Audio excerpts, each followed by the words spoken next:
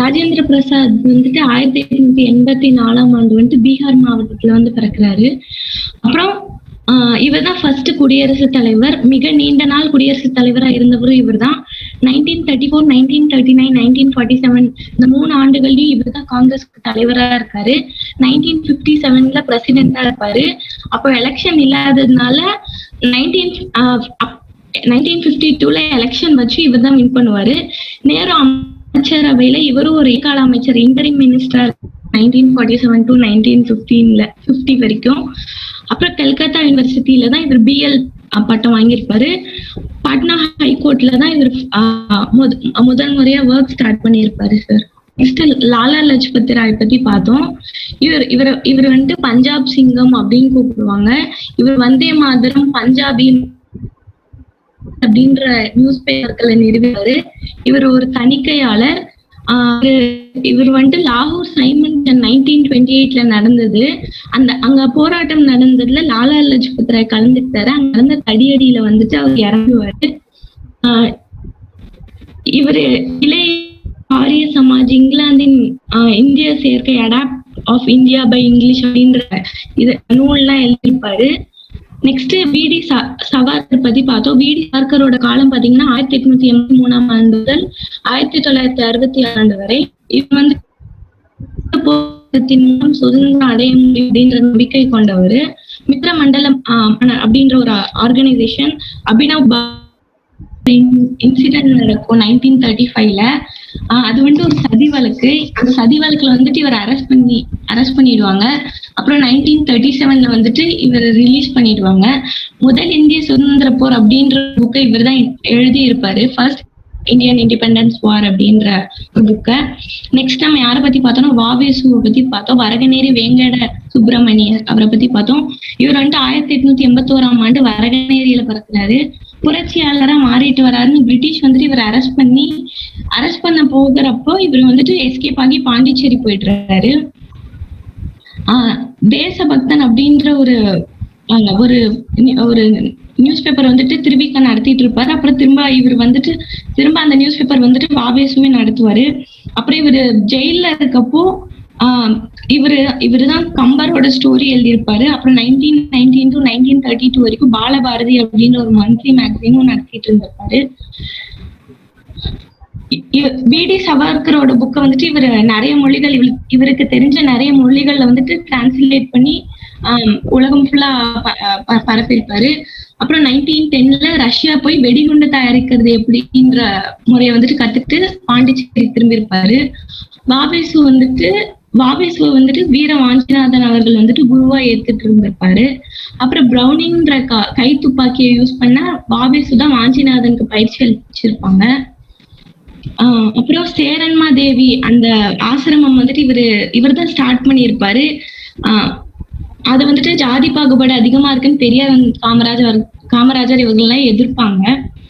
அப்புறம் வாவேசு வந்துட்டு 44ஆம் வயது இருக்கும்போது பாபநாசம் அருவியில விழுந்து இறந்துடுவாரு சார். அவ்வளவுதான் sir. Nice. Actually story Kambar பத்தி சொன்னீங்க இல்லையா? ஆமா சார். ஸ்டோரி ஆஃப் கம்பர் அப்படின்ற ஒரு புக். அது சொல்லணும். அது எதுல எழுதினாருமா? தமிழ்லயா இங்கிலீஷ்லயா? நோட் பண்ணல சார். இங்கிலீஷ்ல சார். அதான் முக்கியம். அது வந்து எதுல எழுதினாருன்றத முக்கியம். அது சொல்லணும். நோட் பண்ணேன்னு சொல்லலாமா?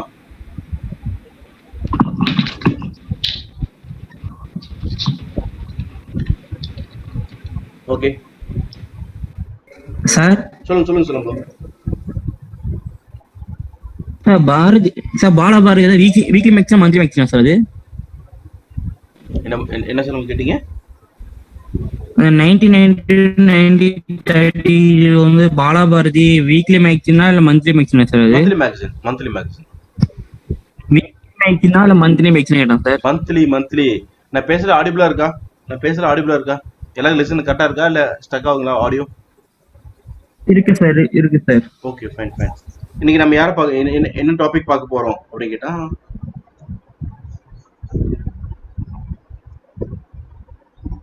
சமய சீர்திருத்தங்கள், சோசியல் அண்ட் ரிலீஜியஸ் ரிஃபார்ம்ஸ். இவங்களை பத்தி பார்த்துடலாம்.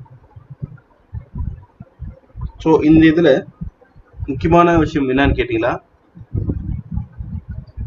ஆல்ரெடி நம்ம சொல்லிட்டே இருப்போம், சமய சீர்திருத்தங்கள்ல முக்கியமான ஒன்று சதி ஒழிப்பு. ஸோ கொஸ்டின் எப்படி கேட்பாங்க அப்படின்னு கேட்டா, இந்தியன் நேஷனல் மூவ்மெண்ட் அப்போ இந்திய தேசிய இயக்கும் பொழுது சமய சீர்திருத்தங்கள் எந்த அளவுக்கு இம்பாக்ட் இருந்துச்சு, அதுக்கும் இதுக்கும் என்ன சம்மதம் இருக்கு அப்படின்ற மாதிரி. ஸோ எல்லாமே பழமைவாதிகளும் அல்ல, எல்லாமே புதுமைவாதிகள் அல்ல. ஸோ அதன் அடிப்படையில் வந்து பாத்தீங்கன்னா சமய சீர்திருத்தங்கள்ல 19th செஞ்சுரியில எஸ்பெஷலி பாத்தீங்க அப்படின்னா 19th செஞ்சுரியில சார் சொல்லுங்கம்மா. Sorry to interrupt sir. இப்போ நீலகண்ட பிரம்மச்சாரி பத்தி பார்க்கணும்னு சொல்லியிருந்தீங்க சார். ஆமா பாத்திரலாம், இது கொஞ்சம் நல்லா இருக்கும் டாபிக். Okay sir. பாத்துக்கலாம்.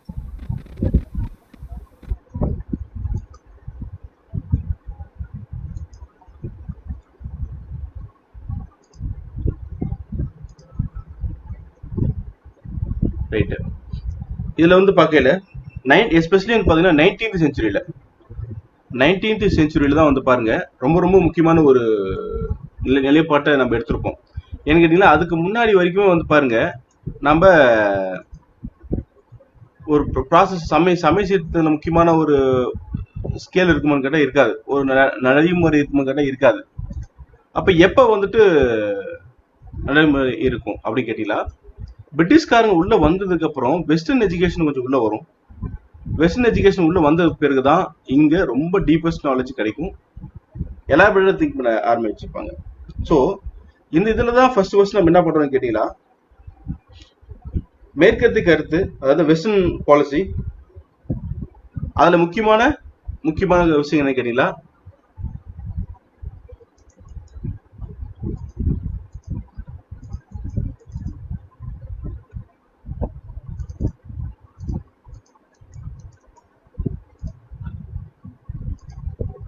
பகுத்தறிவு, சமத்துவம், சுதந்திரம் மற்றும் மனிதாபிமானம்.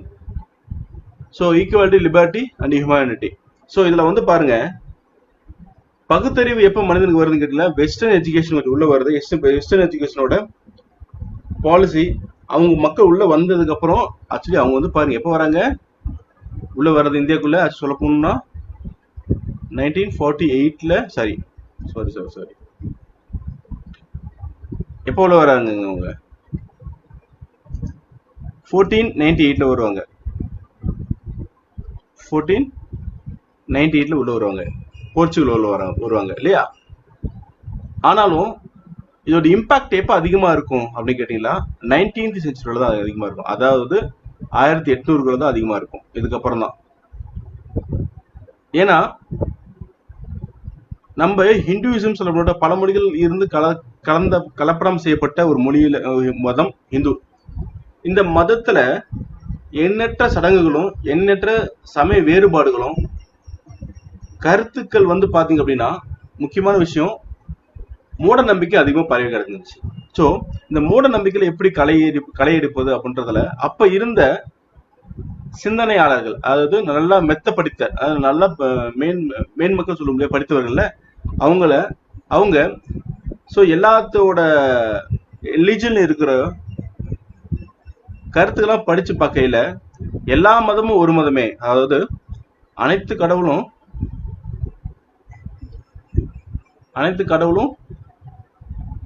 ஒருவனே அப்படின்ட்டு சொல்ல ஆரம்பிச்சிருப்பாங்க.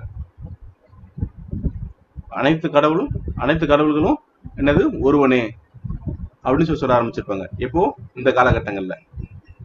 சோ அதன் அடிப்படையில மக்கள் எல்லாமே பழமைவாதிகள் சிலர் இருந்தாலும் சிலர் வந்து பாத்தீங்க அப்படின்னா பகுத்தறிவுறத கொஞ்சம் ஆர்வம் காமிச்சாங்க. அதே போல சில மக்கள் சமத்துவத்தை பார்க்க ஆரம்பிச்சாங்க. இதை விட முக்கியமான ஒன்று, நாம சுதந்திரமா இருக்கணும், நம்ம இந்தியா இண்டிபெண்டா இருக்கிறதுன்றது அப்போ ஒரு சில போராட்டங்கள் போயிட்டு இருந்தாலும் தன் மதத்துல இருந்து ரிலீஜன்ல இருந்துட்டு நாம சுதந்திரமா இருக்கணும், நம்மள யாரும் வந்துட்டு அடிமையா வச்சிடக்கூடாதுன்ற மாதிரி ஒரு தாட் வந்துச்சு.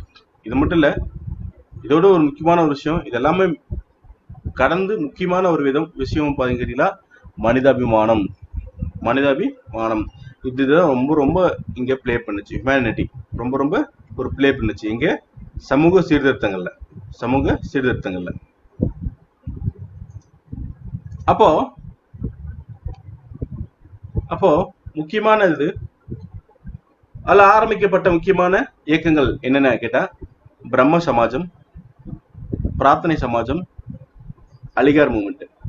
இதுல கோலோச்சி நல்ல ஒரு ரிஃபார்ம் கொடுத்தது எதுன்னு கேட்டீங்கன்னா, நல்ல ரிஃபார்ம் கொடுத்ததுன்னு கேட்டீங்கன்னா இந்த பிரம்ம சமாஜம் தான்.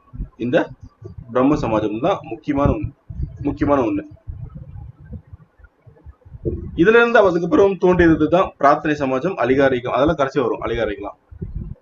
இன்னைக்கு நம்ம முழுக்க பார்க்க போறது பிரம்ம சமாஜத்தை டீட்டெயிலா பார்த்துருவோம். ஏன்னா இதுல இருந்து குறைஞ்சபட்சம் ஒரு கொஸ்டின் வரும், இல்ல அப்படின்னா 3 கொஸ்டின் வரதோட வாய்ப்பு இருக்கு. அதாவது டைரக்டாவோ இன்டைரக்டாவோ. டைரக்டா வந்து ஒரு கொஸ்டின் முடிச்சிருவாங்க, இல்லைன்னா அந்த மேக்ஸிமம் 3 கொஸ்டின் வரதுக்கு பாசிபிலிட்டி இருக்கு. இதுல பிரம்ம சமாஜத்துல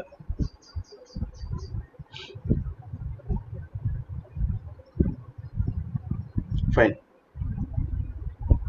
அப்போ இதுக்கப்புறம் முக்கியமான மூவ்மெண்ட்னா என்னென்ன மூவ்மெண்ட்? இது மட்டும் தானா, வேற எது இல்லையா அவங்ககிட்ட? இருக்கு. ஆரிய Samaj, Ramakrishna mission, Deoband movement. So இது எல்லாமே மற்ற பிற தேசிய சமூக சமய சீர்திருத்த இயக்கங்கள்ல முக்கியமானது. ஆக்சுவலி சொல்ல போனா இது வந்துட்டு மக்களிடையே ஒரு விழிப்புணர்வு கொண்டு வந்ததுக்கு முக்கியமான அமைப்புகள் இவங்க தான். மெயினாவே இவங்க தான். ஆக்சுவலி இந்தியன் நேஷனல் மூவ்மெண்ட் அப்படின்றது இந்திய தேசிய இயக்கம். இந்த கருத்துக்களாலதான் என்ன பண்ண ஆரம்பிக்கிறாங்க, மக்கள் புரிய ஆரம்பிக்கிறாங்க. சரி, அனைத்து மக்களும் ஒன்றுபட்டே இருக்கும் அப்படின்றத ஒரு ஸ்டேஜ்ல எல்லாத்துக்கும் ஒன்றிணைக்கும் கருவியாக இதெல்லாம் பயன்படுத்தப்பட்டது. ஏன்னா பிரிட்டிஷ்காரங்க நேச்சுரலாவே டிவைட் அண்ட் ரூல், பிரித்தாளும் கொள்கையை பயன்படுத்தி என்ன பண்ணிருப்பாங்கன்னா மக்கள் எல்லாத்தையுமே பிரிச்சு வச்சிருப்பாங்க. ஸோ அந்த சமயத்துல தான் இவங்களாம் என்ன பண்ணுவாங்க, கிட்டத்தட்ட கேட்டீங்களா, ஒரு ரிலிஜன் பேஸ் பண்ண ஒரு அடிப்படையில மக்கள் ஒன்றிணைப்போம் ஃபர்ஸ்ட் நம்ம அப்படின்ட்டு ஒன்றிணைக்க ஆரம்பிச்சிருப்பாங்க. ஏன் இந்த அமைப்புகள் வந்துச்சு அப்படின்னு கேட்டா, இன்னும் சிம்பிளா சொல்லணும்னு கேட்டீங்களா, போர்ச்சுகல் உள்ள வரச்ச அவங்க கலப்பு திருமணம் பண்ண ஆரம்பிச்சிட்டாங்க. ஸோ இந்த கலப்பு திருமணம் பண்ணக்குள்ள ரிலிஜன் ஆட்டோமேட்டிக்கா ரிலிஜன் என்ன பண்ணாங்க, ரிலிஜனை பார்க்க ஆரம்பிச்சிட்டாங்க. புரியுதுங்களா? ரிலிஜன் பார்க்க ஆரம்பிச்சிட்டாங்க. ஸோ இங்க இருக்கிற பீப்புள் எல்லாத்தையுமே என்ன பண்றாங்க, மாத்துறாங்க. எதுவா மாத்துறாங்க, அவங்களுக்கு தேவையான கிறிஸ்டியானிட்டியை மாத்துறாங்க. ஸோ இந்த காலகட்டங்கள்ல வந்து பாத்தீங்க அப்படின்னா, நமக்குன்னு ஒரு அமைப்பு இல்லை அப்படின்னா ஒரு காலகட்டத்துல நாம இந்தியனாவே இருக்கவே மாட்டாங்க அப்படின்ட்டு என்ன பண்ண ஆரம்பிச்சிருப்பாங்க கேட்டீங்கன்னா, இந்த அமைப்புகள்லாம் தோன்ற ஆரம்பிச்சிருக்கு.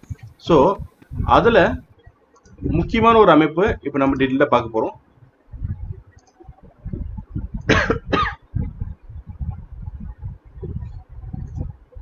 ஸோ நம்ம ஃபர்ஸ்ட் பார்க்க போறது பிரம்ம சமாஜ். எழுதிங்க, நம்ம நோட்ஸ் எழுதுவோம். இதுக்கு போறோம். நம்ம பார்க்க போறது பிரம்ம சமாஜ்.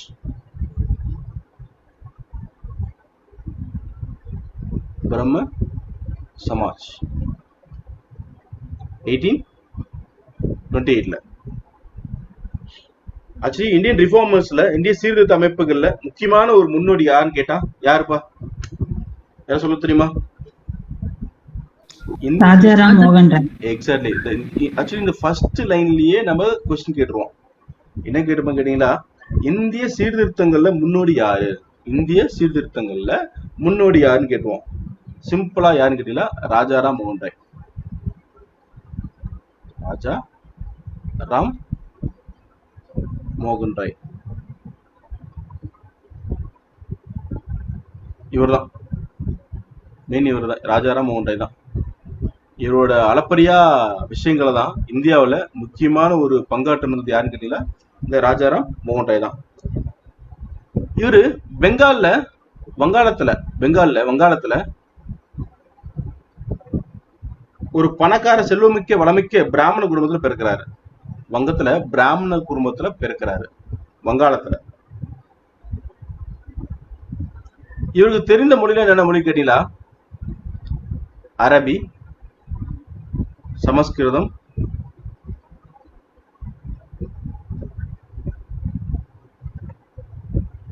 இந்த மொழியில வந்து பாத்தீங்கன்னா இனிஷியா கத்துக்கிட்டாரு. ஆனா இதுக்கப்புறம் என்னென்ன மொழியில கத்துக்கிட்டாரு லேட்டரா, அதாவது இவர் படிக்கும் பொழுது வீட்டுல இருக்கும் பொழுது கத்துக்கிட்டதெல்லாம் அரபியும் சமஸ்கிருதமும். ஏன் சார் அரபி கத்துக்கிட்டாங்க? எனக்கு சொல்ல தெரியுமா? ஏன் அரபி கத்துக்கிட்டாரு எடுத்தோன்னே சின்ன வயசுலயே? ஆன்சர் பண்ண முடியுமா? அரபி எப்படி கத்துக்கிட்டாங்க? ஏன்னா இது சொன்னா எல்லாமே கிட்டத்தட்ட இந்தியா எந்த மாதிரி இருந்தது அப்படின்னு ஈஸியா புரிஞ்சுப்பீங்க. பழங்காலமா யாரும் சொல்ல முடியுமா? அரபி ஏன் கத்துக்கிட்டாரு? சார் சமஸ்கிருதம் ஓகே, பிராமணா இருக்காங்க, சமஸ்கிருதம் கத்துக்கலாம். அப்புறம் ஹிந்தி அந்த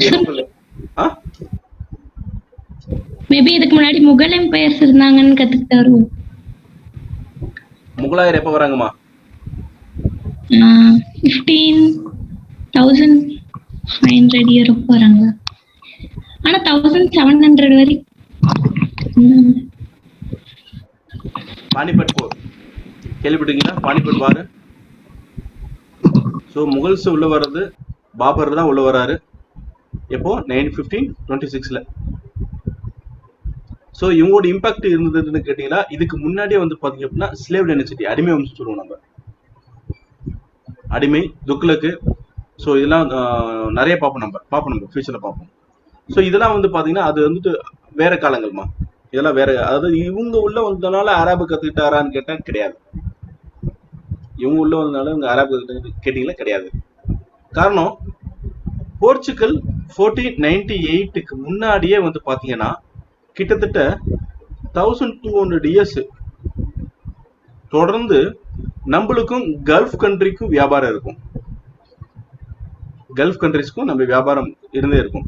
இவங்க வரதுக்கு முன்னாடியில இருந்து ஆக்சுவலி இவங்க ஆல்ரெடி பண்ணிருப்பாங்க. சில்க் ரூட்னு சொல்லுவோம் நம்ம, சில்க் ரூட்ன்ட்டு. அந்த சில்க் ரூட்ல தான் இவங்க என்ன பண்ணுவாங்க, தடைப்பட்டிருக்கும். ஆல்ரெடி இனிஷியல் கிளாஸ் வந்து தெரியும் இல்லைங்களா? இந்த கான்ஸ்டாண்டினோபிள்ன்ற பகுதியை வந்து கேப்சர் பண்ணிடுவாங்க.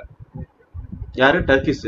ஸோ அதனால நம்மளுக்கு வெஸ்டர்ன் கண்ட்ரிஸ்க்கும் உள்ள என்ன சின்ன மேப் போட்டு காமிக்கிறேன் பாருங்க.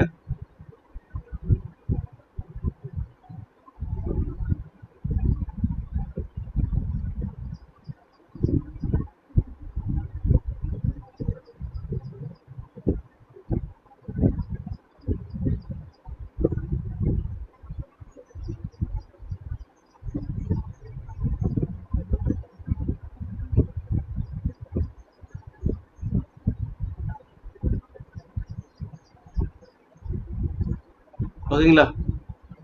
ஆக்சுவலி சில்க் ரூட்ன்றது வந்து பாருங்க எங்க இருந்து வந்துன்னு கேட்டீங்களா, இது இங்கே ஊரல் மவுண்டன் இருக்கும். இது யூரோப்பா. இந்த பக்கம் பாருங்க ஏசியா, இது ஆப்பிரிக்கா. சரிங்களா? மேப் புரியுது இல்லையா? பாக்குறதுக்கு ஈஸியா இருக்குல்ல? ஜஸ்ட் ரஃபிகரா வரைஞ்சிருக்கேன். ஸோ பாருங்க, ஆக்சுவலி இந்த பகுதியில தான் என்ன பண்ணுவாங்கன்னு கேட்டீங்களா, சில்க் ரூட், அதாவது ரொம்ப பழமையான ஒரு ட்ரேட் பிசினஸ் கேட்டீங்களா. சைனால இருந்து இப்படி ஒரு ரூட்டும், இந்தியால இருந்து இப்படி ஒரு ரூட் இருந்திருக்கும். ஆக்சுவலி இந்த போல இப்படி இருக்கும். ஸோ இப்படி போயிட்டு இந்த ட்ரேட் ரூட் என்னாச்சு கேட்டீங்களா, இங்க இருக்க ஓட்டமன் பீப்புள் என்ன பண்ணிடுவாங்க, கான்ஸ்டாண்டினோபிள பிடிச்சிருவாங்க. நோபலை பிடிச்சிருவாங்க. ஸோ இந்த கான்ஸ்டாண்டினோபிள பிடிச்சதுக்கு அப்புறம் அங்க யார் எஸ்பெஷலி துருக்கியர்கள், டர்க்கிஷ் பிடிச்சிருவாங்க. ஸோ இதுக்கப்புறம் வந்து பாத்தீங்க அப்படின்னா எந்த ஒரு பிசினஸுமே நடைபெறாது. ஏன்னா போற ஆட்கள் எல்லாத்தையுமே டாக்ஸ் அதிகமா போடுறது மட்டும் இல்லாம அங்க இருக்கிற மக்கள் எல்லாம் கொன்றுவாங்க. இந்த பொருளை புடுங்கிறதுக்காக மக்களை கொன்னுட்டு பொருளை பிடிங்கிப்பாங்க. ஸோ அதனால என்ன, ட்ரேடு கட் ஆயிடும்.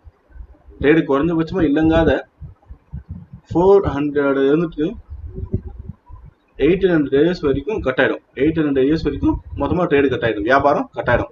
ஸோ அதனாலதான் 1498ல வாஸ்கோ டி காமா என்ன பண்ணுவாப்புல, இங்க வந்துட்டு மடகாஸ்கர் இருக்கும், இதை தாண்டி இப்படி இந்தியாவுக்கு வருவாப்புல, இதை தாண்டி இந்தியாவுக்குள்ள வருவாரு.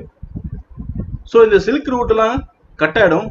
அதனால பாத்தீங்கன்னா இவங்களுக்கு முன்னாடி இருந்த இந்த இடத்துல இருந்து ஒரு வியாபாரம் நடைபெற்று இருக்கும். அதாவது கல்ஃப் கண்ட்ரி, இங்க இருக்கிற பீப்புள் எல்லாருமே இந்தியா கூட வியாபாரம் புரிஞ்சிருப்பாங்க. ஸோ அதனால இந்தியன்ஸ் மோஸ்ட்லி கொஞ்சம் படிச்சவங்க எல்லாருமே வந்து பாத்தீங்க அப்படின்னா நல்லா தெரிஞ்சிருக்கு ஒரே ஒரு மொழி. நம்ம லோக்கல் லாங்குவேஜுக்கு அடுத்து கண்டிப்பா நேச்சுரலாவா அரபிக்ல படிக்க ஆரம்பிச்சிருப்பாங்க. நேச்சுரலாவே அரபியிலும் படிக்க ஆரம்பிச்சிருப்பாங்க.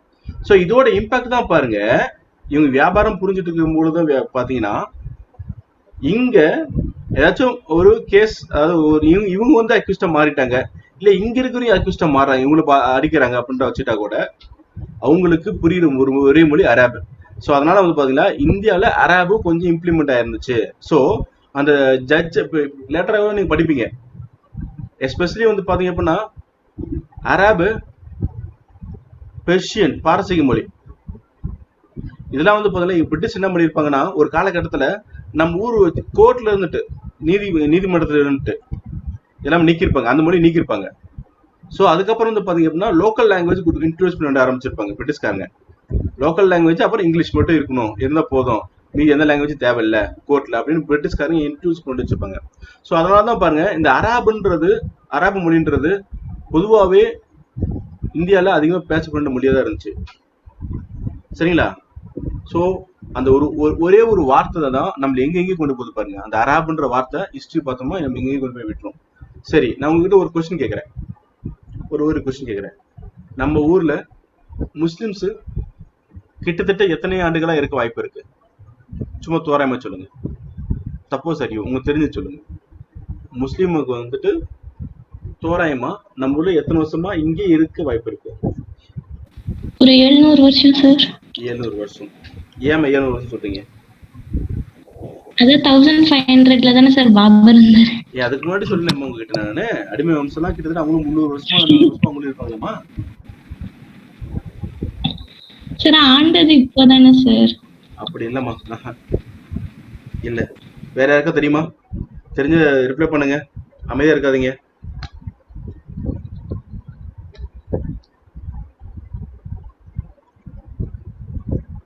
சார் 900 வருஷம். எப்படி சொல்றீங்க சார்? அந்த அடிமை வம்சம் சொன்னீங்க இல்லையா, அது 1200 சம்திங்ல வரும் சார். சோ வந்துட்டு நீங்க சொல்றது வந்து பாத்தீங்க அப்படின்னா நமக்கு முஸ்லிமுக்கு உள்ள தொடர்பு 900 வருடம் முன்பு வரைதான். அது முன்னாடி இந்தியாவுக்கு செய்தி அவங்க வந்தது இல்லை இல்லையா? ஆமா சார். எத்தனை பேருக்கு நல்லா தெரியும் பண்டைய கால இந்தியாவில பண்டைய கால பாண்டியர்களும் பண்டைய கால சோழர்களும் இறக்குமதி வந்துட்டு குதிரைகளை கல்ஃப் கண்ட்ரி இம்போர்ட் பண்ணிருப்பாங்க. பண்டைய கால இந்தியா, பண்டைய கால தமிழ்நாடு பத்தி பேசிட்டு இருக்கேன். சோ கிறிஸ்து பிறப்புக்கு முன்பே, கிமுக்கு முன்னாடியே முஸ்லிம்கள் இங்க வந்து குடியேறிட்டாங்க. சில முஸ்லிம்கள் யார் அவங்க கேட்டீங்கன்னா அவங்க ஏஜென்ட், முகவர்கள், தமிழ்ல முகவர்கள். எதுக்காக? குதிரை வியாபாரத்துக்காக. புரியுதுங்களா? சோ நம்ம வந்துட்டு பாத்தீங்கன்னா வியாபாரம் புரிவதற்கு நம்ம நினைச்சிட்டு இருக்கோம் நம்மளோட ஹிஸ்டரி வந்துட்டு அதிகபட்சம் முஸ்லீம்குள்ள வந்திருப்பது 700 இல்லையா, 700 இல்லைன்னா பாபர்ல வந்திருப்பாப்புல 1500 எப்போ 20 எப்ப இங்க பானிபட் போற சொன்னே 6 சொல்ல மாட்டேன். ரிப்ளை பண்ண மாட்டீங்களா? ரிப்ளை பண்ணுங்க. ஓகே. சோ வந்து பாத்தீங்க அப்படின்னா கல்ஃப் கண்ட்ரில இருந்து முஸ்லிம்ஸ்கள் நம்ம பண்டை கால இந்தியாவில இருந்து வந்த ஏன்சியன்ட் இந்தியாவில இருந்து, எஸ்பெஷலி பாண்டியர்கள் காலகட்டத்தில இருந்து பழைய பாண்டியர்கள், இப்ப சொல்லல பழைய பாண்டியர்கள் நம்ம ஹிஸ்டரி படிப்போம். 2 விதமான பாண்டியரை பத்தி படிப்போம், 2 விதமான சோழரை பத்தி படிப்போம். ஏன்சியன்ட் சோழர்கள், அதாவது பண்டை கால சோழர்கள், அப்புறம் லேட்டர் சோழாஸ், பிற்கால சோழர்கள், முற்கால சோழர், பிற்கால சோழர், அதே போல முற்கால பாண்டிய, பிற்கால பாண்டிய பத்தி படிப்போம். யூபிஎஸ்சில வந்து பாத்தீங்கன்னா சோழாவை ரொம்ப டாமினண்டா பேசிருக்க மாட்டாங்க, பாண்டியர் பேசியிருப்பாங்க. ஏன்னா பாண்டியனோட ஹிஸ்டரி மோஸ்ட்லி இது வரைக்கும் கிடைக்கல. ஆனா இவங்களோட ஹிஸ்டரி அந்த அளவுக்கு இருக்கு, ஆனா முழுசா பேசிருக்க மாட்டாங்க. இவங்களோட ஹிஸ்டரி லைட்டா கிடைச்சிருக்கும், அதனால பேசிட்டு இருப்பாங்க. ஸோ இதுக்கு மேல பாருங்க, சிம்பிளா நான் சொன்ன கூட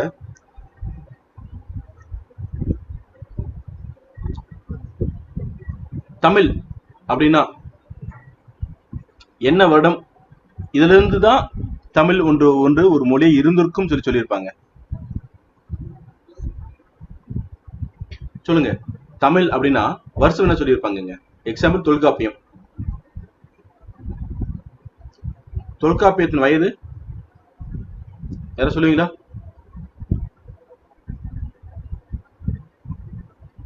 சொல்லுங்கம்மா. இது இயேசு கிறிஸ்து பிறப்பு, ஜீசஸ் கிரைஸ்ட் பிறக்கிற நாட்கள், வருடம். தெரியாதுங்களா? அதாவது இயேசு கிறிஸ்து பிறப்புக்கு முன்பு 300 ஆண்டுகளும், இயேசு கிறிஸ்து பிறப்பு பின்பு 300 ஆண்டுகளும் இங்க இருந்ததுதான் தொல்காப்பியம். இருக்குலயே மிக பழமையான ஒரு காப்பியம் நம்மளுக்கு கிடைச்சிருக்குதுங்கிறீங்க தொல்காப்பியம் தான். ஆனா இதுக்கு முன்னாடி சில காப்பியங்கள் இருந்திருக்கு. அது எல்லாமே ஸ்ரீலங்கால இருக்கிற ஒரு லைப்ரரியில வச்சிருந்திருக்காங்க. அது எல்லாத்தையுமே எரிச்சிட்டாங்க. மத கலவரத்தினால எரிக்கப்பட்ட அந்த நூலகம் எரிக்கப்பட்டு விட்டது. சரி, இரண்டு போட்டோம். ஆனா இப்போ கிடைக்கப்பட்ட கீழடியில கிடைக்கப்பட்ட பாருங்க, இதை பத்தி பேசுறது காரணம் சமய சீர்திருத்தங்களை பத்தி பேசிட்டு இருக்கிறதுனால பேசிட்டு இருக்கேன். டாபிக் வெளியில போல. கீழடியில கிடைக்கப்பட்ட இப்போ ஒரு பானை ஓட்டுல 13 எழுத்துக்கள் கொண்ட ஒரு பானை ஓடு கிடைச்சிருக்கு. அதுல வடமொழி எழுத்து கலப்பும் இருக்கு. வடமொழி எழுத்து கலப்பும் இருக்கு. சோ அந்த ஒரு பானை ஓட்டை எடுத்து செக் பண்ணி பாக்குறச்ச இயேசு கிறிஸ்து பிறப்புக்கு முன்பு தோராயமாக இதுக்கு முன்னாடிதான் இருக்கணும் அந்த பானை செய்யப்பட்டதுன்னு சொல்லியிருக்காங்க. அதாவது இப்ப கணக்கு பார்த்துக்கிட்டீங்கன்னா 5800 ஆண்டுகளுக்கு பழமை. அப்பவே தமிழ்ல வடமொழி கலந்துருக்கு. அப்போ தொல்காப்பியத்தில் ஒரு வார்த்தை விட்டுருப்பாரு. யாரு? தொல்காப்பியர் விட்டுருப்பாரு, எழுதியிருப்பாரு. வடமொழி தமிழில் கலக்குமே ஆனால் அதன் இலக்கணத்தை ஒப்பி வர வேண்டும் அப்படின்னு சொல்லியிருப்பாரு. தமிழ் இலக்கத்தோட ஒற்று வர வேண்டும் அப்படின்னு சொல்லியிருப்பாரு. அப்பயே வடமொழி எழுத்து கலந்துருச்சு. இதெல்லாம் தமிழ்ல. அப்ப பாத்துக்குங்க. அப்போ நம்ம படிச்சிருக்கிற ஸ்கூல் புக்ல இப்ப இருக்கிற ஹிஸ்டரியில தமிழை ஒதுக்கும் விதமாகவோ இல்ல தமிழை வந்துட்டு இது வரைக்கும் ப்ரூஃப் கிடைக்கலன்ற விதமாகவோ என்ன பண்ணிருப்பாங்கன்னா எழுத்தாளர் எல்லாருமே இயேசு கிறிஸ்து பிறப்புக்கு வெறும் 300 ஆண்டுகளுக்கு முன்புதான் சொல்லியிருப்பாங்க. ஆனால் இப்ப கிடைக்கக்கூடிய கீழடியில கிடைக்கக்கூடிய அரிய பொருட்கள் எல்லாம் வச்சு பார்க்கையில எத்தனை ஆண்டுகளுக்கு முன்னாடி போற மட்டும் பாத்துக்கோங்க. சோ அப்போ சமய சீர்திருத்தங்கள் இங்க எதுவுமே கிடைக்கல. சமயத்தை பத்தின விஷயங்கள் இங்க எதுவும் கிடைக்கல. அதே போல வந்து பாத்தீங்க அப்படின்னா சமயத்தை பேஸ் பண்ண ஒரு கொடுமையான காலகட்டங்களும் ஒரு கொடுமையான நிகழ்வுகளும் இங்க நடக்கல தமிழ்ல. அப்பவே தமிழ்ல வந்து பாத்தீங்க அப்படின்னா கல்ஃப் கண்ட்ரிக்கு நமக்கு வியாபாரம் இருந்திருக்கு. சோ அதுக்கப்புறம் தான் சில காலங்கள் தவிர்த்து இருப்பாங்க. ஏன்னா இந்த ஓட்டமன் எம்பையர் டர்க்கி இந்த பகுதி இருக்காங்க இல்லையா, இவங்க என்ன பண்ணிருப்பாங்க, இந்த பட்டு வழிச்சாலையை நம்ம மிளகு பிச்சு திப்பி சுக்கு கொண்டு போக முடியல, அந்த வழிச்சாலையெல்லாம் நம்ம அடைச்சிருப்பாங்க. சோ நமக்கு அவங்களுக்கும் உள்ள ரிலேஷன் குறைஞ்சு போயிருக்கும் எங்க யூரோப்பியன் கண்ட்ரிக்கும். அதனாலதான் கல்ஃப் கண்ட்ரில இருந்து நம்ம என்ன பண்ணிருப்போம், நம்ம வியாபாரம் புரிய ஆரம்பிச்சிருப்போம். கல்ஃப்ல இருந்து நம்ம என்ன பண்ணிருப்போம், வியாபாரம் புரிய ஆரம்பிச்சிருப்போம். அவங்க வந்து பண்ணிருப்போம், நாமளும் போயிருப்போம். ஓகேங்களா? நம்ம போர்ச்சுகல் வரக்குள்ள கூட ஃபர்ஸ்ட் வந்துட்டு இங்க இருக்கிற மன்னர்கள் யாரு? அப்ப முகலாயர் இருப்பாரு. யாரு? அவுரங்கசீப்பா இல்ல ஜஹாங்கீரா?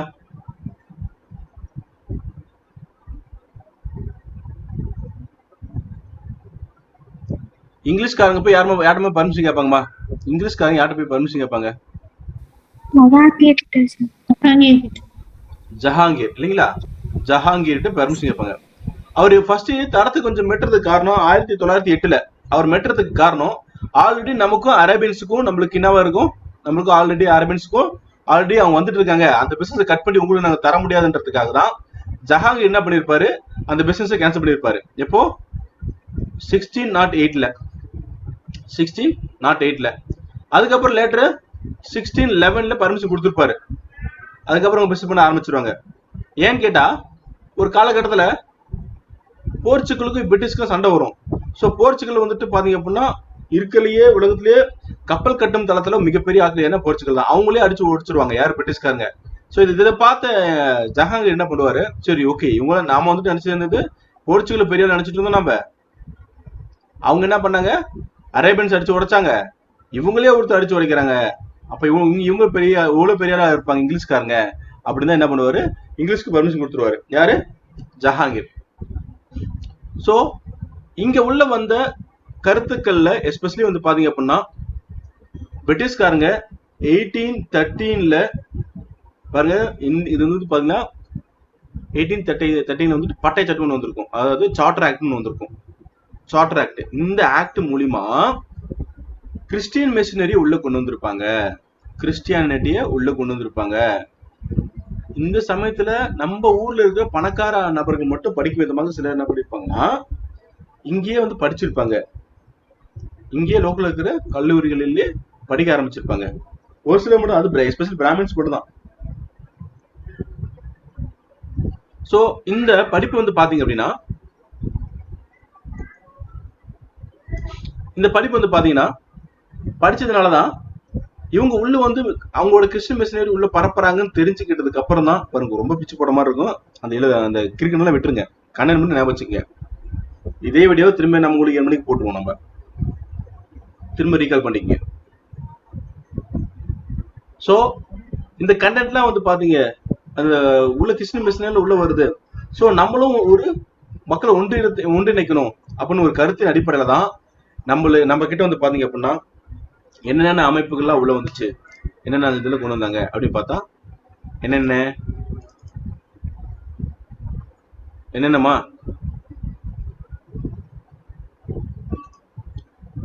பிரம்ம சமாஜ், பிரார்த்தனா சமாஜ், அலிகார் மூவ்மெண்ட், ஆரிய சமாஜ், ராமகிருஷ்ண மிஷன், தியோபந்து.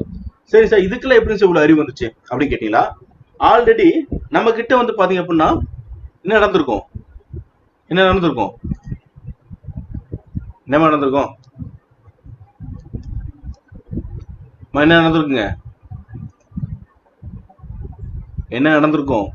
1806 வேறு சிப்பாய் புரட்சி, அங்கங்க கோல் சந்தல் அப்படின்ற சிப்பாய் புரட்சி நடந்திருக்கும், சின்ன சின்ன புரட்சி நடக்கப்பட்டிருக்கும். இதெல்லாம் எதுக்காகன்னு பாக்கையில, சோ அதன் அடிப்படையில் மட்டும் நம்ம இந்தியா சுதந்திரம் அடைய முடியாது. சோ மக்களை ஒன்றிணைக்கணும், மக்களோட அந்த அறியாமை போக்கணும் அப்படின்னு ஒரு அடிப்படை தான் ஃபர்ஸ்ட் என்ன பண்ணுவாங்கன்னா, ஃபர்ஸ்ட் ராஜா ராமமோகன் ராய் பிரம்ம சமாஜத்தை ஆரம்பிப்பாரு 1828 வங்கத்துல. அவர் பிராமின், உயர்ந்த பணக்கார குடும்பம் பிராமின், அதுல பிறப்பாரு. ஃபர்ஸ்ட் அராபி சமஸ்கிருதம் கத்துக்குவாரு. லேட்டரா வந்து பாத்தீங்க அப்படின்னா அவர் கத்துக்கிட்ட மொழியில வந்து பாத்தீங்கன்னா பெர்ஷியன், பாரசீகம், இங்கிலீஷ், பிரெஞ்சு, லாட்டின், கிரேக்கு எழுதுறேன். லேட்டா கத்துக்கிட்டு பெர்ஷியன், பாரசீகமா தமிழ்ல Persian, English, French, Latin, Latin தமிழ்ல, கிரேக்கம், அப்புறம் ஹீப்ரு. ஆக்சுவலி இத்தனை மொழி ஒரு மனுஷன் கத்துக்க முடியுமா சொல்லுங்க, சொல்லுங்கம்மா. வங்காளம், ஹிந்தி, இத்தனை மொழியில அவர் கத்துக்கிட்டாரு. நான் கேட்கறது புரியல, ஒரு மனிதர் இத்தனை மொழியில கற்று பேச முடியுமா? ரொம்ப கஷ்டம் சார். ரொம்ப கஷ்டங்களா? இருந்து போட்டோம். வேற யாருக்காச்சும்? பவித்ரா, உங்களுக்கு என்னென்ன மொழி தெரியும் உங்களுக்கு? சார் தமிழ், இங்கிலீஷ், கன்னடா, தெலுங்கு கொஞ்சம் கொஞ்சம் புரியும் சார். ரைட், கொஞ்சம் கொஞ்சம் புரியும். எது கன்னடா, தெலுங்கு. இப்போ வந்து யூபி வேற போக போறேன்றீங்க, யாரும் வைப்பீங்களா? சார் எங்க வீட்டுக்காருக்கு ஹிந்தி தெரியும் சார். அவ்வளவுதான். இல்ல இருக்கட்டும். இப்ப நீங்க போக போறீங்க இல்லையா, யூபி பீகார் போக போறீங்க இல்லையா? ஆமா சார். இப்ப அங்க போனா என்ன மொழி கத்துப்பீங்க? ஹிந்தி சார். ரைட். ஒரு மனிதன் சுயமாகவே குறைந்தபட்சம் 7 மொழி ஈஸியா கத்துப்பாங்க. 7 லாங்குவேஜ் அழகா கத்துப்பாங்க, நேச்சுரலா ஈஸியா கத்துக்கலாம். இப்ப எனக்கே வந்து பாத்தீங்க அப்படின்னா தமிழ் நல்லா வரும்னு சொல்ல முடியல, இங்கிலீஷ் ஓகே, நான் யூபிஎஸ்சி படிக்க போனா நல்லா கத்துக்கிட்டேன். அப்புறம் ஹிந்தி பேசினா புரியும், தெலுங்குல நான் பேசினா திருப்பி பேசுவேன், ஹிந்தி நான் திருப்பி பேச மாட்டேன், தெலுங்கு நல்லா பேசினா புரியும், மலையாளம் பேசினா புரிஞ்சுப்பேன். அவ்வளவுதான். நார்மலாவே வந்து பாத்தீங்கன்னா என்னால நல்ல டாமினன்ட் அந்த 3 மொழியில டாமினன்ட். பேசினா புரியும். ஸோ சாதாரணமாவே பாருங்க, தமிழ்நாடு இன்டீரியர் தமிழ்நாடுக்குள்ள இருந்து எனக்கே அப்படின்னா பார்டர்ல இருக்கிற பீப்புள் நான் எனக்கு கண்டிப்பா பாத்தீங்க அப்படின்னா ஒசூர்ல இருக்கிற மக்கள்லாம் என்ன பண்ணுவாங்க, தமிழ், இங்கிலீஷு, கன்னடா, தெலுங்கு 4 மொழி கொஞ்சம் ஃப்ளூவெண்டாவே இருப்பாங்க. ஈவன் தோ சொல்லணும் கர்நாடகா ஸ்கூல்ல குறைஞ்சது 4 லாங்குவேஜ் படிக்கணும் அவங்க. குறைஞ்சு இல்லைங்க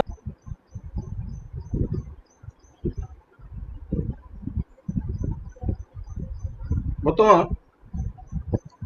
இவர் மொத்தமா 85 புக்ஸ் எழுதிருப்பார், நூல்கள் எழுதிருப்பாரு. 85 புக்ஸ் எழுதிருப்பாரு, நூல்கள் 85 புக்ஸ் எழுதிருப்பாரு. 85 புக்ஸ் எழுதிருப்பாரு. எஸ்பெஷலி வந்து பாத்தீங்கன்னா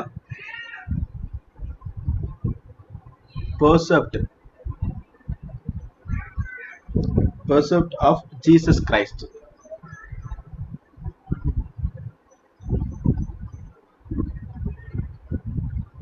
தமிழ்ல இயேசு கிறிஸ்துவின் கட்டளை. இயேசு கிறிஸ்துவின் கட்டளை முக்கியமான புக்கு பாத்து. இந்த புக் அதிகமா கொஸ்டின் கேட்டே இருந்திருக்காங்க. அதுக்கப்புறம் இன்னொரு புக் வந்து பாத்தீங்க அப்படின்னா the guide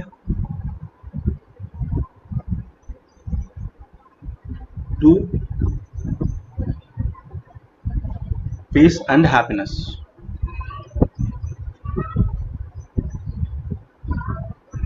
the guide to peace and happiness. அமைதிக்கும்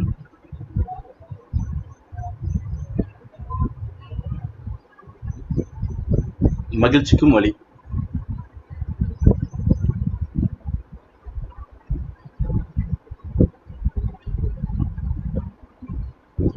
பாருங்க, இங்கிலீஷ்ல ஈஸியா எழுதுறேன், அழகா வர மாதிரி கொஞ்சம் ஈஸியான ஹேண்ட் ரைட்டிங் வந்துடுது. தமிழ் என்ன செஞ்சாலும் கொஞ்சம் கஷ்டமா தான் இருக்கு எனக்கு. ஏன்னு கேட்டா இருப்பில் உலகிலேயே மிக கடினமான ஒரே ஒரு மொழி என்ன முடித்தீங்களா? எதா தெரியுமா? உலகிலேயே மிக கடினமான தமிழ் மட்டும்தான். தமிழ் மிகவும் கடினமான ஒரு மொழி. அதனாலதான் இது பாருங்க உலகம் பூரா பரவல. இருக்குலே ரொம்ப ரொம்ப ஒரு ஈஸியஸ்ட் ஒரு மொக்க லாங்குவேஜ் இங்கிலீஷ். ஈஸியா கத்துக்கலாம். தமிழ் மொத்தம் எத்தனை எழுத்துக்கள்மா? தமிழ் மொத்தம் எத்தனை எழுத்துக்கள்? 247. சரிங்களா? கரெக்டா? 247. எல்லாரும் ஒத்துக்கிறீங்களா? ரெஸ்பான்ஸ் பண்ணுங்க. அமைதியா உட்காந்துங்க. என்ன தெரியும் எனக்கு.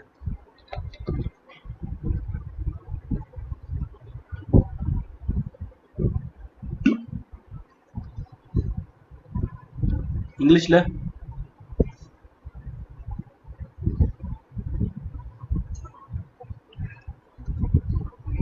இங்கிலீஷ்ல 26 சார். அவ்வளவுதாங்களா? தமிழ்ல மொத்தமாவே 31 எழுத்துக்கள் தான். 31 எழுத்துக்கள் தான். சரிங்களா? 247 இல்ல. நம்ம ஸ்கூல் தப்பு சொல்லி கொடுத்துருக்காங்க. கவர்மெண்ட் அதை ஒத்துக்குதுங்க. ஏன்னு தெரியல. எப்படி சொல்றேன்னு கேட்டீங்களா? படிங்க. என்ன எழுதுவீங்க இதை? இது ஒரு எழுத்தாவும் இது ஒரு எழுத்தாவும் தனியா படிக்கணும். அப்புறம் இது தனியா ஒரு எழுத்தாவும் படிக்கணும். எக்ஸாம்பிள் என்னது? கோ. சோ இதோட இமேஜ் தான் இது. இதோட இமேஜ் தான் இது. சோ இதெல்லாம் ஒரு இமேஜ். சொல்ல போனா எழுத்தல்ல, இதெல்லாம் ஒரு இமேஜ். இந்த இமேஜ் நம்ம மறுவிடுச்சு. அதுக்கு பேர் தான் வளர்ச்சின்னு அர்த்தம். மொழி வந்துட்டு பண்பட்டு மொழியா மாறிக்கிறதுக்கு காரணம் ஒரு ஸ்டேஜ்ல இப்படி போயிடும். இதுக்கு முன்னாடி இது என்னமா? அது இது என்னமா? என்ன வார்த்தைமா அது? இது என்ன வார்த்தைமா? இது என்ன வார்த்தை? இது என்ன வார்த்தை?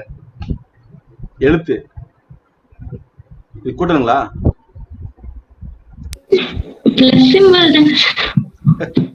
தமிழ்ல ஃபர்ஸ்ட் கான்றது இப்படிதான் இருந்துச்சு. இந்த கா, இது தா,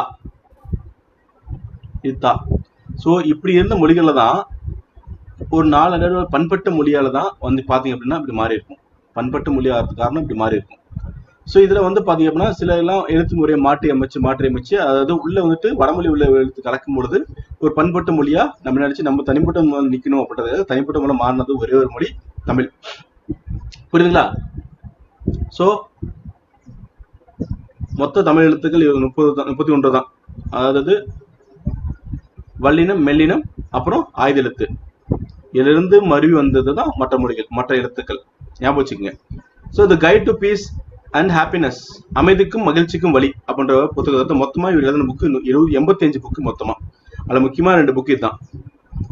கொஸ்டின் இது அதிகமான முறையில் கொஸ்டின் கேட்டிருக்காங்க. கான்செப்ட் ஆஃப் ஜீசஸ் கிரைஸ்ட், இயேசு கிறிஸ்துவின் கட்டளை அப்படின்றது அதே மாதிரி இருக்காரு. அதே மாதிரி கேட்டிருக்காங்க, கொஸ்டின் கேட்டுங்க. இவர் ஃபர்ஸ்ட் வந்து பாத்தீங்க அப்படின்னா எங்க ஒர்க் பண்ணிட்டு இருப்பாருன்னு கேட்டீங்களா, ஆங்கில கிழக்கந்திய கம்பெனி தான் ஒர்க் பண்ணிட்டு இருப்பாரு. எப்போன்னு கேட்டீங்கன்னா 1805 to 1814 வரை என்ன பண்ணிருப்பாருன்னா பிரிட்டிஷோட ஈஸ்ட் இந்தியன் கம்பெனில ஒர்க்கரா இருப்பாரு, ஒர்க் பண்ணிட்டு இருப்பாரு. ஸோ அது ஒர்க் பண்ணிட்டு இருக்கதான் என்ன பண்ணுவாரு, ஒரு காலகட்டத்தில் இல்ல நம்ம வந்துட்டு ஒரு அமைப்பு ஒன்று ஆரம்பிக்கலாம் அப்படின்ட்டு ஆரம்பிப்பார். அதுக்கு முன்னாடி இந்த ராஜா ராமோகன் என்ன பண்ணுவாரு, இங்கிலாந்து போவாரு. எதுக்கு அப்படிங்கல, செகண்ட் அதாவது 2ஆம் அக்பர், செகண்ட் அக்பர் இவரோட பென்ஷனை அதிகப்படுத்தி கேட்கறதுக்காக ஒரு அம்பாசிடர் என்ன பண்ணிருப்பாரு, இவரு பிரிஸ்டல் போயிருப்பாரு. பிரிஸ்டல் எங்க போவாரு, யூகேல இருக்கிற பிரிஸ்டலுக்கு போயிருப்பாரு. என்ன வருடம் பிரிஸ்டல் போயிருப்பாரு. ஆனா அங்கதான் இறந்தும் போயிருவாரு. அதான் விஷயம், அங்க போய் இறந்தும் போயிருவாரு. எங்க பிரிஸ்டல் இறந்தும் போயிருவாரு. இப்போ 1833 இறந்தும் போயிருவாரு. இவருக்கு மோகன் ராய் தான் ஒரிஜினல் பேரு. இந்த ராஜான்ற பட்டம் யார் கொடுத்தாங்க அப்படின்னு கேட்டீங்களா, இந்த அக்பர் தான், செகண்ட் அக்பர், முகலாய பேரரசு, முகலாய பேரரசு அரசர் தான் என்ன பண்ணிருப்பாருன்னா ராஜான்ற பட்டத்தை கொடுத்திருப்பாரு. கொஸ்டின் எப்படி கேட்பாங்கன்னா, ராஜா ராம்மோகன் ராய்க்கு ராம்மோகன் ராய், அதாவது ராஜா ராம்மோகன் ராய் இந்த ராஜான்ற பட்டத்தை யார் கொடுத்தாங்க கேட்டீங்களா, யாரு, அக்பர் தான். அது மட்டும் இல்ல, இவருக்கு இன்னொரு பேரு இருக்கு. எங்க தெரியுமா, ராஜாண்ட பட்டத்தை கொடுத்தது யாரு, இவர் தான் கொடுத்திருப்பாரு. இவருக்கு இன்னொரு பட்ட பேர் இருக்கு, பெட் நேம் இருக்கு. ஏதாவது தெரியுமா, தெரியும் உங்களுக்கு? நவீன இந்தியாவின் விடிவெள்ளி. எக்ஸாக்ட்லி, விடிவெள்ளி, அதாவது நவீன இந்தியாவின் விடிவெள்ளி, ஹெரால்ட் ஆஃப்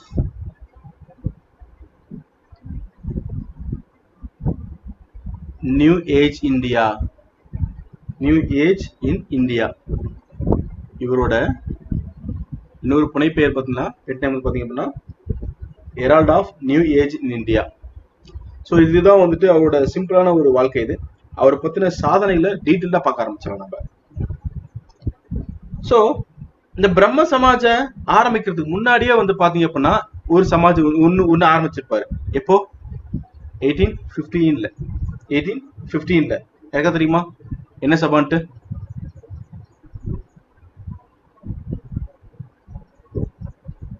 ஆத்மீக சபா ஆரம்பிச்சிருப்பாரு. இதுதான் லேட்டரா அதுக்கப்புறம் என்னவா ஆரம்பிச்சிருக்கும் அப்படின்னு கேட்டீங்களா, 1828 பிரம்ம சமாஜம் பேர் மாற்றம் செய்திருக்கும். பிரம்ம சமாஜின் பேரு மாற்றம் செய்யப்பட்டிருக்கும்.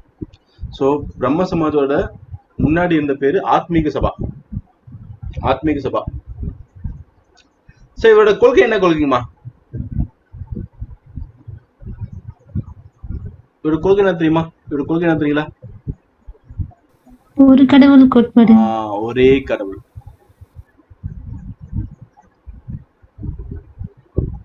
ஒரே கடவுள்.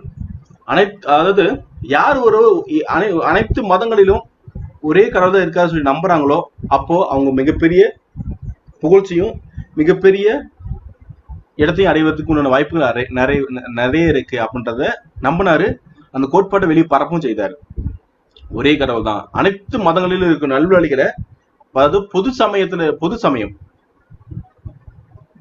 உலகத்துல இருக்கிறது பொது சமயம் மட்டுமே.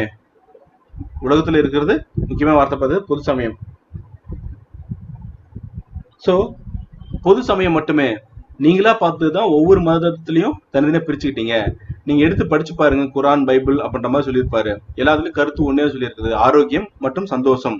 இதை மாதிரி தான் சொல்லியிருக்க தவிர யாரும் யாரையும் வந்துட்டு அடித்துக் கொள்வதற்கோ இல்ல தவறான வழியை நடத்துவதற்கோ அடிமை போல வழி இங்க இல்ல. எல்லா மதமும் பரப்புறது ஒரே ஒரு கருத்தை தான் அப்படின்னு சொல்லி சொல்லுவோம். கோகில தேவி சவுண்ட் மீட் பண்ணிருக்கீங்கம்மா? ஒரே ஒரு சமயம் தான் இருக்கு, ஒரே ஒரு சமயம் தான் இருக்கு அப்படின்ற மாதிரி சொல்லியிருப்பாரு. அது மட்டும் இல்ல, இவர் எதிர்த்ததெல்லாம் என்னென்ன எதிர்த்துப்பாரு அப்படின்னு கேட்டீங்களா, உருவ வழிபாடு முக்கியமான விஷயங்கள் இதெல்லாம். உருவ வழிபாடு. அப்புறம் வேற எதிர்த்துப்பாரு ஆடம்பரமான சடங்குகள். ஆடம்பரமான சடங்கு ஞாபகம் வச்சுக்கங்க, ஆடம்பரமான சடங்குகள் அப்படின்னா என்னப்பா? ஆடம்பரமான சடங்குலாம் என்னப்பா? சடங்குன்னு என்ன?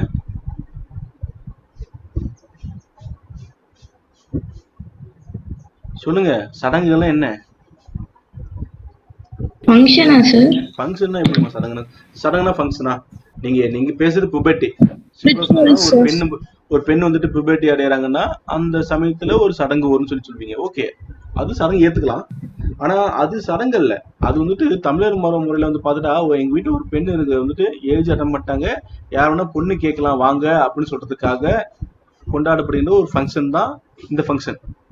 ஆனா இந்த ஃபங்க்ஷன் ஆளோட என்ன ஆயிடுச்சு, அவங்களோட பணம் நல்லா சம்பாதிக்கிறாங்க அப்படின்றதுனால கொஞ்சம் விமர்சையை செய்ய ஆரம்பிச்சிட்டாங்க. அது வேற மாதிரி போயிட்டு இருக்கு கல்ச்சரு. ஆனா இந்த சடங்கு அது பெரிய ஒரு பெண் பெரிய ஆயிட்டாங்க அப்படின்னா, அது வந்துட்டு எங்க வீட்டுல ஒரு பெண் இருக்காங்க வந்து பொண்ணு கேளுங்கன்னு சொல்றதுக்காக மட்டுமே தவிர, இப்ப என்ன கேட்டீங்களா, இந்த புபர்ட்டி ஃபங்க்ஷன் பண்ணதுல இருந்து எக்ஸாம்பிள் ஒரு 12 இயர்ஸ்லயோ 14 இயர்ஸ்லயோ வர ஏஜ் அட்டன் பண்ணிட்டாங்க ஒரு பெண் அப்படின்னா, இதுல இருந்து சில வீட்டுல பாத்தீங்க அப்படின்னா 21க்கு மேலதான் மேரேஜ் பண்ணுவாங்க. இந்த ஃபங்க்ஷன் எதுக்குன்னு எனக்கு தெரியல. இப்போ இந்த ஃபங்க்ஷன் எதுக்குன்னே தெரியல. இது வந்து பாத்தீங்க அப்படின்னா சடங்கு மாதிரி, நீங்க சொல்றது சடங்கு மாதிரி ஆயிப்போச்சு. ஏகப்பட்ட விமர்சனம் செய்ய ஆரம்பிச்சிட்டாங்க. ஆடம்பர சடங்கு மாதிரி ஆயிப்போச்சு. அது இல்ல, அதுவும் இல்ல. இதுல வந்து சடங்குகள் அல்ல, ஆடம்பர சடங்குன்றது அதுவும் இல்ல. வேற என்னப்பா இருக்கா தெரியுமா? டிஸ்கஸ் பண்ணுங்க. இதுக்கு மேல டாபிக் உங்களுக்கு தியரிட்டிக்கலா டேட்டாவா வராது. நான் டேட்டா வரதுனாலதான் நான் எழுதி போட்டுட்டே இருந்திருப்பேன். இது வந்து பாத்தீங்க அப்படின்னா உங்களுக்கு புரிய வச்சு கொண்டு போறது தான் சமய சீர்திருத்த ரிஃபார்ம்ஸ், சரிங்களா? ஸோ நீங்க டிஸ்கஸ் பண்ணல அப்படின்னா டெஃபினட்டா புரியாது. ஆமா, ஸோ டிஸ்கஸ் பண்ணுங்க. ஸோ லாஸ்ட் 1 வீக் வந்து டேட்டாவா போயிட்டு இருந்துச்சு, அதனால நீங்க கம்முன்னு உட்காந்துருந்தீங்க. இதுக்கு மேல ரெஸ்பான்ஸ் பண்ணல அப்படின்னா என்னால கண்டென்ட் வெளியே வராது சொல்லிட்டேன். சைல்டு மேரேஜ் அந்த மாதிரிங்களா சார்? ஆடம்பர சடங்கு எப்படியும் சைல்டு மேரேஜ் வரும். அதுதான் கேட்கிறேன். ஆடம்பரம் புரிஞ்சுக்கணும், வார்த்தை புரிஞ்சுக்கணும். ஆடம்பர சடங்குனா நீங்க இதுவும் கன்சிடர் பண்ணிட்டு போயிட்டே இருப்பீங்க. நீங்க ஒரு கற்பனை உலகத்து போயிடுவீங்க. அந்த கற்பனை உலகத்து போகாதீங்க. நான் சொல்றது நீங்க லிசன் பண்ணுங்க சொல்றதான் உங்க சொல்லிட்டு இருக்கேன் நான். ஸோ ஆடம்பர சடங்குகள்லாம் என்னன்னு கேட்டா சிம்பிளா சொல்லுங்க கேட்டீங்களா, ராஜாக்கள் செய்கின்ற சடங்கு வச்சுக்கலாமே. அதுக்கப்புறம் நம்ம டேட்ல உள்ள பொதுமக்கள்கிட்ட வந்துடும். நம்ம அசுவமேத யாகம் அப்படின்னு என்னப்பா? அசுவமேத யாகம் அப்படி என்னப்பா? அசுவமேதம் என்னப்பா? இந்த சமஸ்கிருத மொழி, சமஸ்கிருத வார்த்தை. அஸ்வம்னா குதிரை சார். அவ்வளவுதாம்மா. அஸ்வம்னா குதிரை. சோ ஒரு ராஜா என்ன பண்ணுவாரு, போருக்கு போறதுக்கு முன்னாடி அந்த குதிரையை யாகத்துல போட்டு பெரிய யாகம் வளர்த்துவாங்க. நல்ல அரேபியன் குதிரை, நல்ல தரமிக்க ஜாதி குதிரை சொல்லுவோம் இல்லையா, ஏ கிளாஸ் குதிரைய அந்த யாகத்துல தள்ளி விட்டுருவாங்க, உள்ள போட்டுருவாங்க. சோ அது அஸ்வமேத யாகம். ஏன்னா போருக்கு போன வெற்றி கண்டிப்பா நமக்கு கிடைக்கும் அப்படின்றதுதான் அஸ்வமேத யாகம். இதெல்லாம் பயங்கர விலை மதிப்பு மிக்க யாகம். இதெல்லாம் இது அரசுகளால மட்டுமே, ராஜாக்களை மட்டுமே பண்ணக்கூடிய ஒன்று. இன்னமும் பார்த்தா மகாபாரதம் நீங்க பாத்தீங்கன்னா கூட அஸ்வமேத யாகம் யாரும் பண்ண முடியாது சொல்லுவாங்க. நீங்க அஸ்வமேத யாகம் பண்ண முடியாதுன்னு சொல்லுவாங்க ஒருத்தர். யார? மகாபாரதத்துல அசுமதி யாகம். யாருமா? கர்ணரா சார்? இல்லம்மா, கர்ணம் பண்ண முடியாம இல்ல. ஆனா அந்த கர்ணனுக்கு மேல ஒரு ராஜா இருப்பார் இல்லையா, கௌரவோட அப்பா யாரு? திருதராஷ்டர். திருதராஷ்டிரர். அவரு சொல்லுங்க, கரெக்டா சொல்லுங்க. Sir bond. சார் கௌரவரோட அப்பா யாருமா? பாண்டுவாமா? சார் திருதராஷ்டர் தானே சார். Sorry sir. திருதராஷ்டிரன்றது ஓகே, ஒத்துக்கலாம். பாண்டுவோட பசங்க தான் பஞ்சபாண்டவர்கள். பஞ்சபாண்டு. இவர் வந்துட்டு அசுமதி யாகம் நடத்தலாம்னு சொல்றச்ச இவர் திருதராஷ்டிரர் பண்ண முடியாது. ஏன்னா இவர் கண்ணு தெரியாதவர். இவர் வந்து இன்ட்ரீம், அதாவது இடைக்கால தலைவர், இடைக்கால ராஜா போல தான் உட்கார வச்சிருப்பாங்க. ஆனா ரொம்ப நாள் உட்கார வச்சிருப்பாங்க அவரை. இவர் பண்ணதான் மகாபாரதம் போருக்கு முக்கிய ஒரு மூல காரணம் இவரோட ஒருதலைபட்சமான முடிவுகள் தான். மோஸ்ட்லி ஒருதலைபட்சமான முடிவுகள் தான். திருதராஷ்டிரர் பண்றதுதான் எத்தனையுமே காரணம். அப்படி பார்க்கையில யார் பண்ண முடியும் அப்படின்னு கேட்டீங்களா? அசுமதி யாகம் அவரு ஒரு நாட்டை சுயமா கைப்பற்றி இருக்கணும், இல்லைன்னா ப்ராப்பரான முறையில் எந்த ஒரு ஊனமும் இல்லாம அந்த அரியணை ஏறி இருக்கணும். அவங்க மட்டும் தான் அசுமதி யாகம் பண்ண முடியும் அப்படின்ற மாதிரி. சோ அசுமதி யாகமே அவ்வளவு பெருசு இருக்கு. அப்படின்னா ஆடம்பர சடங்குகள் என்ன கேட்டீங்களா? இப்ப பாருங்க, இப்ப கூட பாருங்க, இப்ப ராமேஸ்வரம் போறாங்க இல்லைங்களா? அங்க போய் என்ன பண்ணிடுறாங்க? யாகம் வளர்த்துறாங்க.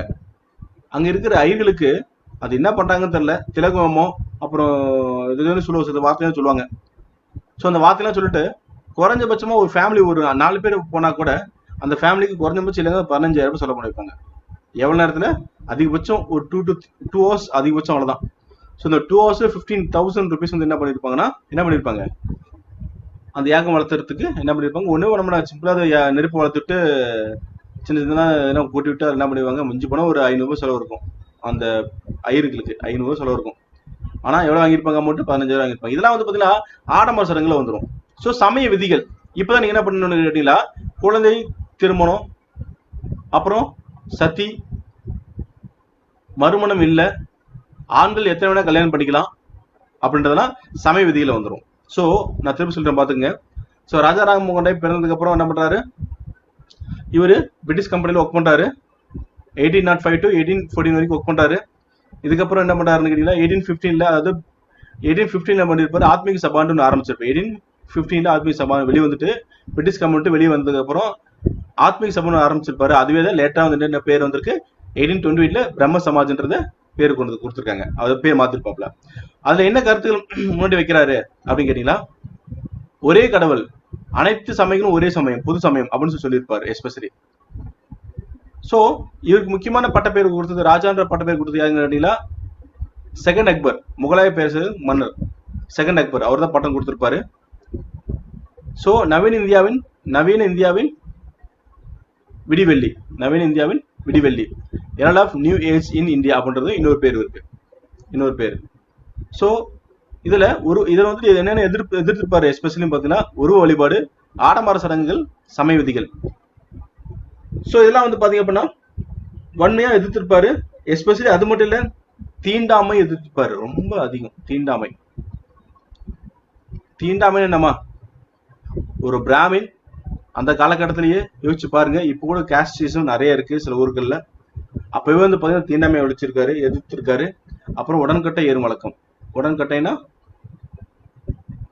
தன் கணவன் இறந்த பின்பு அந்த எரியிற சிதையிலேயே அந்த மனைவியும் தள்ளி விட்டுருவாங்க. சோ இது எல்லாமே ரொம்ப டீட்டெயிலா எதிர்த்திருப்பாரு. சோ இவரோட முக்கியமான முயற்சியின் காரணமாக தான் 1829ல சதி ஏறும் வழக்கத்தை இவர் ஒழிச்சிருப்பாரு. அப்ப இறந்தவர் யாருன்னு கேட்டீங்கன்னா கவர்னர் ஜெனரல் ஆஃப் இந்தியா யாரு? William Bentinck. கண்டிப்பா இது முக்கியம். இந்த ஆண்டு முக்கியம், ஞாபகம் வச்சுக்கங்க. இந்த கொஸ்டின் ஏகப்பட்ட முறை கேட்டிருக்காங்க. உடன்கட்டை ஏறும் வழக்கத்தை ஒழித்தவர் யார்? யாரோட உதவியின் மூலியமாக வில்லியம் பெண்டிங் எதிர்த்தார்? என்ன வருடம் அப்படின்றத ஏகப்பட்ட முறை கொஸ்டின் கேட்டிருக்காங்க. இது மட்டும் எதிர்த்தாரு இல்லையே, பலதார முறை எதிர்த்தாரு. அப்படின்னு என்ன பலதார முறைன்னா, ஒருவேளை ஆண் இறந்துட்டா அந்த உடன்கட்டை ஏறும் வழக்கத்துல பெண்ணை தள்ளி விட்டுருவாங்க. ஆண் இறந்துட்டாங்களா, மேல் இறந்துட்டானா ஃபீமேல் என்ன பண்ணிடுவாங்க? உள்ள தள்ளி விட்டுருவாங்க. ஆனா இங்க ஃபீமேல் இறந்துட்டாங்கன்னா மேல் என்ன பண்ணுவாரு, பலதார முறை போயிடுவாப்புல, பலதார முறை. சரி, இது மட்டுமா? 2 போட்டோம். ஒருவேளை அவங்களுக்கு ஆண் வாரிசு இல்லைனாலும் உடனே ஆண் என்ன பண்ணலாம், வேறு பெண்களை மணம் முடிக்கலாம், வேறு பெண்களை மணம் முடிக்கலாம்.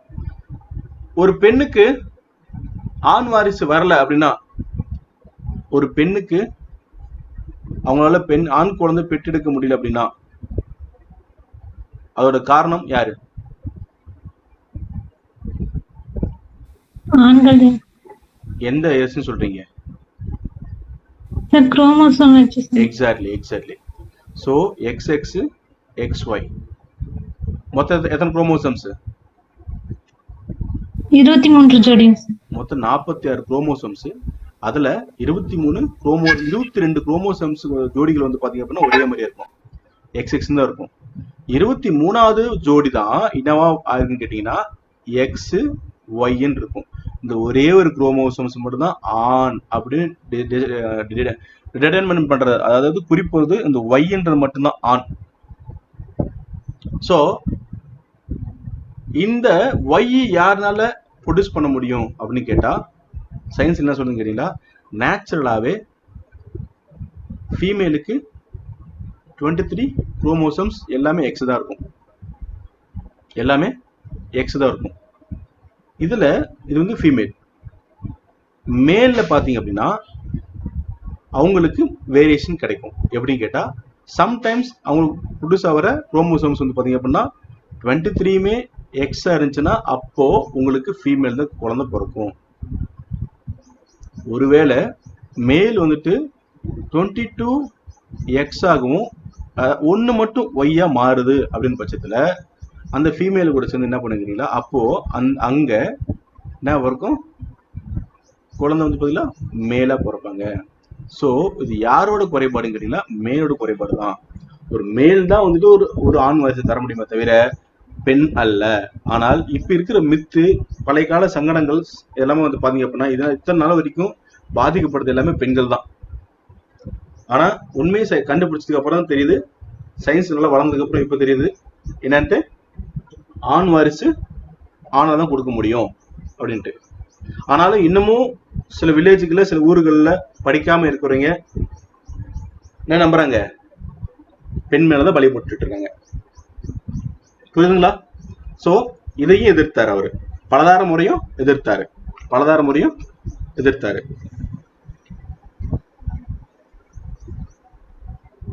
அப்போ பெண்கள் விதவை மறுமணத்தை ஊக்குவித்தார். விதோ ரீமேரேஜ், விதோ ரீமேரேஜ சப்போர்ட் பண்ணாரு. எஸ்பெஷலி ஃபீமேல் எஜுகேஷனுக்கு வந்து கண்டிப்பா வேணும்னு சொல்லி சொன்னாரு. ஃபீமேல் எஜுகேஷனுக்கு அப்பயே போராட்டம் பண்ணியிருக்காரு. அது மட்டும் இல்ல, ஃபீமேலோட வெல்ஃபேர், அதாவது பெண்களோட முன்னேற்றம் ரொம்ப ரொம்ப முக்கியம், வெல்ஃபேர் அவங்களோட முன்னேற்றம் ரொம்ப ரொம்ப முக்கியம் அப்படின்றதையும் சொல்லியிருப்பாரு. நெக்ஸ்ட் கலப்பு திருமணம், மிக்ஸ்டு மேரேஜ் சொல்லுவோம் இல்லையா, மிக்ஸ்டு மேரேஜ் எல்லா இதுலயும் எல்லா ஜாதி மதம் பார்க்காம கலப்பு திருமணம் செய்து கொள்ளலாம் அப்படின்றதையும் இந்த ராஜாராம் மோகன் ராய் வந்துட்டு கொண்டு வந்திருப்பார். ஆனா இதுல மரபுகளை சம்பிரதாயங்களை கடைபிடிக்கும் இங்க இருக்கிற முன்னோர்கள் எதிர்க்கதான் செய்யறாங்க. அதாவது இந்துக்களே என்ன பண்ணாங்கன்னா, நான் என்ன சொல்லியிருக்கேன், ஒரு ரிலிஜன்ல ஒரு சமயத்துல எக்ஸாம்பிள் இப்போ விநாயகர் சதுர்த்தி வருது, அரசு என்ன சொல்லியிருக்கு, ஏமா அரசு என்ன சொல்லியிருக்கு, விநாயகர் சதுர்த்தி வருதுமா, அரசு என்ன சொல்லியிருக்கு, இந்த பண்டிகையில நீங்க கொண்டாடக்கூடாதுன்னு சொல்லியிருக்காங்களா? விநாயகர் சதுர்த்தி நீங்க கொண்டாடக்கூடாதுன்னு சொல்லியிருக்காங்களா? சொல்லுங்க, ரெஸ்பான்ஸ் பண்ணுங்க. சொன்ன மாதிரி தெரியல. நான் ஒரு முறை உங்களுக்கு ரெஸ்பான்ஸ் பண்ணுன்னு சொன்னதுக்கு அப்புறம் சொல்லக்கூடாது. என்னமா வீட்லயே சிலை வச்சு கொண்டாடலாம். அது கரைக்கிறதுக்கு இப்போ பர்மிஷன் கொடுத்திருக்காங்க சார். ஆனா வெளியில வச்சு பெரிய சிலை அந்த மாதிரிலாம் வச்சு செலிப்ரேட் பண்ணக்கூடாதுன்னு சொல்லியிருக்காங்க sir. Is that very important. நீங்க இந்த ஃபங்க்ஷன் கொண்டாடலாம், ஆனால் தனிப்பட்ட முறையில இந்த ஃபங்க்ஷன் நீங்க கொண்டாடவே கூடாதுன்னு சொல்லி அரசு சொல்ல. ஏன்னு கேட்டா காலங்காலமா ஒரு இடத்துல ரிபேல், அதாவது புரட்சி ஏற்படும் அப்படின்னு கேட்டீங்கன்னா அவங்களோட சமய சடங்குகளை கை வச்சோம் அப்படின்னா அந்த அரசுக்கு எதிரான மக்கள் எண்ணம் வர ஆரம்பிச்சிடும். அது வந்துட்டு உலக நீதி. ஹிஸ்டரி படிக்கிறவங்களுக்கு கண்டிப்பா தெரிஞ்சிருக்கும். அதன் அடிப்படையில் தான் இப்ப கூட விநாயகர் சதுர்த்தி நீங்க கொண்டாடக்கூடாதுன்னு சொல்லல, கொண்டாடுங்கள், தனிப்பட்ட முறையில் கொண்டாடி கொள்ளுங்கள் அப்படின்ட்டாங்க சிம்பிளா. இதுல so with remarriage, female education, அவங்களோட வளர்ச்சி, அப்புறம் அவங்களோட கலப்பு திருமணம் இதெல்லாமே ஊக்குவித்தாரு. இதுல எதுக்கு விதமா தான் நம்ம முன்னோர்கள், அதாவது மரபு ஆர்த்தோடாக்ஸ் ஃபேமிலி. அப்புறம் என்னம்மா ஆர்த்தோடாக்ஸ் ஃபேமிலி? ஏமா அப்புறம் என்னம்மா ஆர்த்தோடாக்ஸ் ஃபேமிலி என்னம்மா? ஆச்சாரமான குடும்பம். ஆச்சாரமான குடும்பம்னா பாரம்பரியமான குடும்பம்.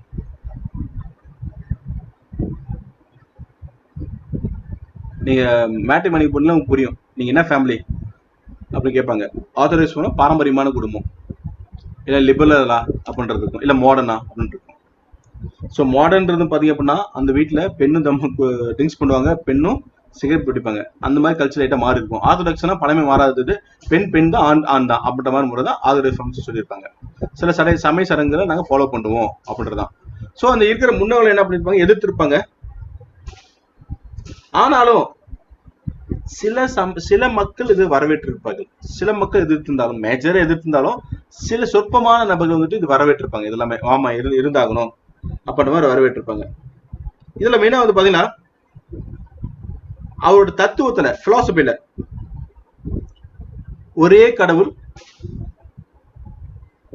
ஒரு கடவுள்.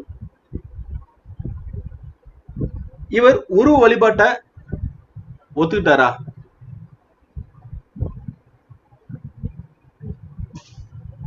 உருவ வழிபாடு என்னப்பா? உருவ வழிபாடுன்னு என்ன? சிலை வைத்தல், கடவுளுக்கு சிலை வைத்தல். அதை எதிர்த்தார், ஒத்துக்கலாம். இதை எதிர்த்துக்கலாம், நாமளும் ஒத்துக்கலாம். ஆனா நாம கேட்கக்கூடிய ஒரு கேள்வி, தமிழ்ல வந்து பாத்தீங்க அப்படின்னா பழனில இருக்கிற சிலை எதிர்க்க முடியுமா?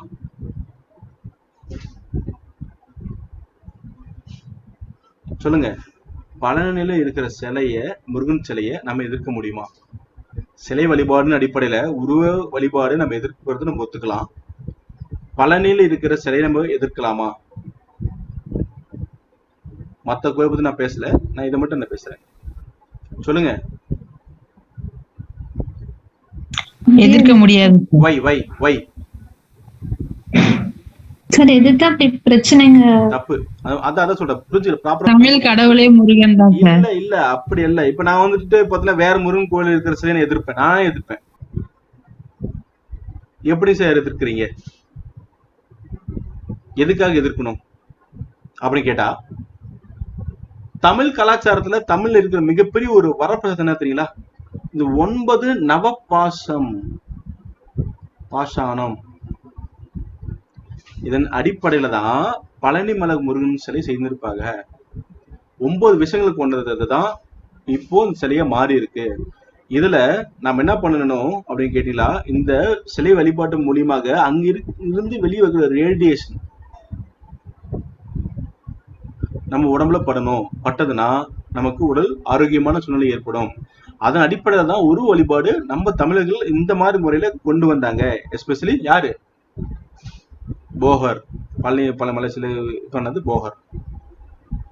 அப்போ இது மாதிரியான வழிபாட்டை கொண்டு வந்தா உடலுக்கு ஆரோக்கியம் கிடைக்கும். அதன் அடிப்படையில் தான் தமிழர்கள் வந்துட்டு இந்த மாதிரி முறையில ஃபாலோ பண்ணிருக்காங்க. ஆனா கற்சிலைகளை வச்சு, பொம்மைகளை வச்சு வழிபாடு பண்றதை இவர் எதிர்த்தார். யாரு? ராஜாராம் மோகன் ராய் எதிர்த்தார். புரியுதுங்களா என்ன பேசுறேன்ட்டு? ஏன் பழனிமலை முருகன் நம்ம சிலை வழிபாட்டை எதிர்க்க முடியாதுன்னு சொல்ல புரியுதுங்களா? மற்ற கோயில் பத்தி பேசல. ஏன்னா அங்க இருக்க ரேடியேஷன், அந்த அளவுக்கு ரேடியேஷன் கிடைக்கும். அதுல இருந்துட்டு நிறைய பேர் என்ன பண்ணுவாங்க, பழனிமலை கோயிலுக்கு போயிட்டு கூட அங்க இருக்கிற ராஜ அலங்காரத்தை பார்த்துட்டு வருவாங்க. ட்ரெஸ் போட்டு கவர் பண்ணி வச்சிருப்பாங்க. அது போய் பார்த்துட்டு வருவாங்க. முட்டாள் மாதிரி பேசுவோம், தப்பா எடுத்துக்காதீங்க. ஆனா அங்க இருக்கிற போஸ் ஒரிஜினல் கேரக்டர் ஆண்டி, சரிதானே? கேட்டா ஆண்டி கோலத்தை பார்க்க கூடாது, ஆண்டி கோலத்தை பார்க்க கூடாதுவாங்க. இது வந்து ஆண்டி கோலத்தை தான் பார்க்கணும். ஏன்னா அப்பதான் வெறு உடல இருந்து வெளிவிட ரேடியேஷன். நம்ம என்ன பண்ணணும், ஆண்கள் என்ன பண்ணணும், சட்டையை கட்டிட்டு வேஷ்டி கட்டி விட்டு போகணும். பெண்கள் என்ன பண்ணணும், சிறிய லைட்டா ஈரத்தலையோட, கொஞ்சம் ஈரமோ ரொம்ப இல்ல, ஈரத்தலையோட அங்க என்ன பண்ணணும், போய் சாமி கும்பிடணும். ஏன்னு கேட்டீங்களா, நம்ம உடல்ல வந்து நம்ம ரேடியேஷன், நல்ல பாசிட்டிவ் ரேடியேஷன்லாம் எதன் அடிப்படையில் உள்ள போகும்னு கேட்டீங்கன்னா நம்மளோட ஹேர் தான், முடிதான். புரியுதுங்களா?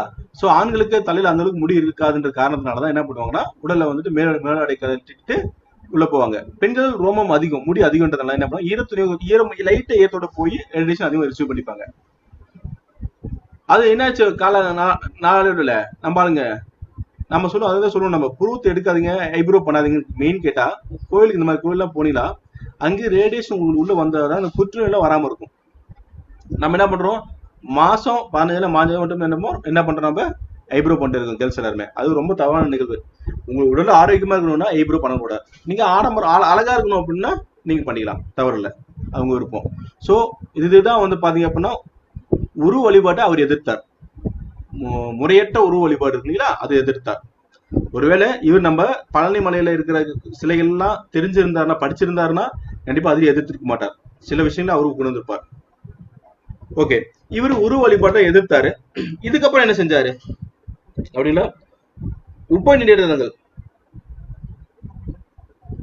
உபநிடதம் அப்ப என்னப்பா, உபநிடதம் அப்படின்னப்பா, உபநிடதம் வேதங்கள். அதுக்கெல்லாம் உபநிடதம் வேதங்கள் எல்லாமே என்ன பண்ண, ஒரு உரை எழுதியிருப்பாரு. உரைனா விளக்கம் கொடுத்திருப்பாரு. அந்த விளக்கத்துல என்ன இருக்குன்னு கேட்டீங்கன்னா, அனைத்து உபநிடதங்களும், அனைத்து மதத்தின் உபநிடதங்களும் ஒரே ஒன்றுதான் சொல்லுது. என்னது, ஆரோக்கியம், மனிதனோட ஆரோக்கியம்.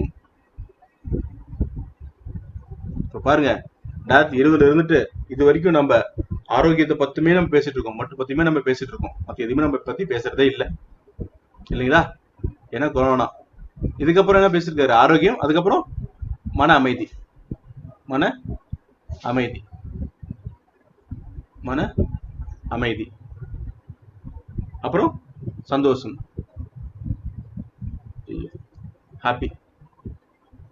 ஹாப்பினஸ். இது மட்டும் தான் பேசுறது அப்படின்ட்டு தெளிவான உரையை எழுதியிருப்பாரு. ஆக்சுவலி இவரு எப்படி சதி ஒழிப்பு, பலதார முறை, குழந்தை திருமணம் இதெல்லாம் ஒழித்து கிட்டத்தட்ட வேண்டாம்னு சொல்றதுக்கு பிரிட்டிஷ்க்கு இவரு லெட்டர் போடுவாரு, விண்ணப்பம் சொல்லுவாரு, பெட்டிஷன் போடுவாரு. இந்த பெட்டிஷன் அடிப்படையில் தான் பிரிட்டிஷ் என்ன பண்ணும், அதை ஏத்துக்கிட்டு ஓகே நம்ம செய்யணும்னு சொல்லி செய்வாங்க. ஆக்சுவலி இந்த சதி ஒழிப்போட முன்னோடி யாருப்பா, சதி ஒழிப்போட முன்னோடி யாரு?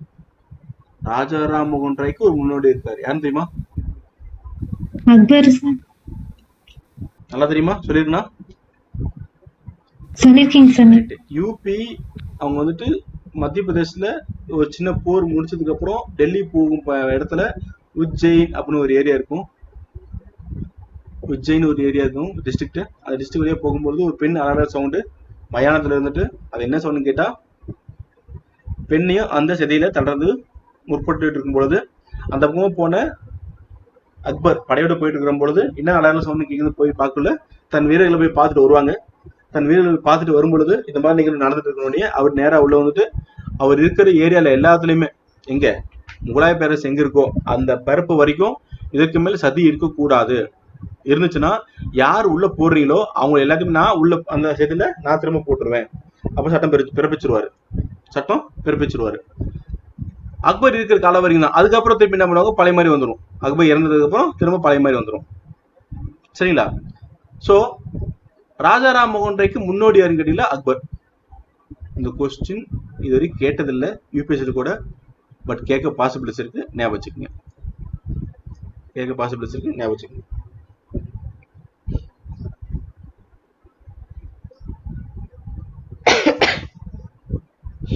எஸ்பெஷலி இவர் எங்க போய் ரிக்வெஸ்ட் பண்ணிருப்பாருன்னா, இவர் பிராமணர், ஆனா கல்கத்தால இருக்கிற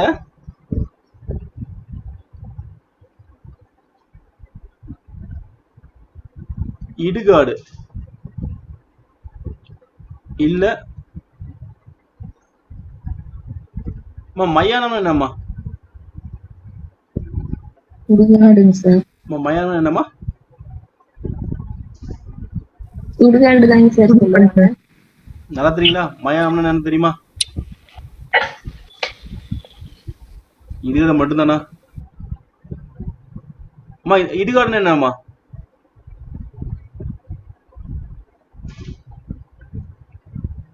இடுகாடுன்னா என்னங்க? சரி, இடுகாடுனா மாமா யாரோ ஒருத்தருங்க. இடுகாடுனா எரிக்கிற இடம் சார். ஓகே, வசுமதி சொல்றாங்க. வேற யாராச்சும்?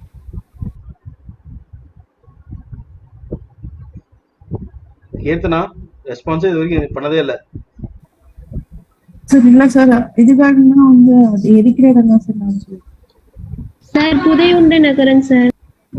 என்ன யார் சொன்னது? புதையுண்ட நகரமா? யார் சொன்னது? ஆமாங்க சார். பரிமளா என்ன சொல்றீங்க? சார் புதையுண்ட நகரம் சொல்லுங்க சார். படிக்கிறது ஒழுங்கா படிக்கணும். சிமெட்ரி இருக்கிற இடமா சார்? ஹரப்பா மொகஞ்சார ஸ்டோரி படிச்சுட்டு புதையுண்ட நகரம் சொல்றீங்களாமா பரிமளா? சரிதானே? 6வது புக்ல படிச்சிருப்பீங்கன்னு நினைக்கிறேன். சரிங்களா? Yes sir. நான் சொல்றேன், உங்க மைண்ட் எங்க நிக்குது நான் சொல்றேன். எங்க தவற எங்க புரிஞ்சுட்டு இருக்கீங்க பாத்தீங்களா? 6ஆம் வகுப்புல நீங்க படிச்சீங்க அப்படின்னா ஹரப்பா மொகஞ்சார படிக்கிறப்போ புதையுண்ட நகரம் வரும். அதாவது புதையுண்ட நகரம் அப்படின்னு கேட்டீங்களா, ஒரு இப்ப பாருங்க ஏன் வந்துட்டு எக்ஸிபிஷன் பண்றாங்க, அதாவது அகழ்வாராய்ச்சி பண்றாங்க அப்படின்னா, ஒரு நாள்ல இப்ப நீங்களே பாருங்க, ஒரு ஒரு ஒரு 1 வீக் 2 வீக்ஸ் உங்க வீட்டை விட்டுட்டு வெளியில போயிட்டு வீடு டூர் போறீங்க, வந்து பாத்தீங்கன்னா வீடு பூரா மணலா இருக்கும், மண்ணா இருக்கும், ஒரு மாதிரி டஸ்ட் படிஞ்சிருக்கும்.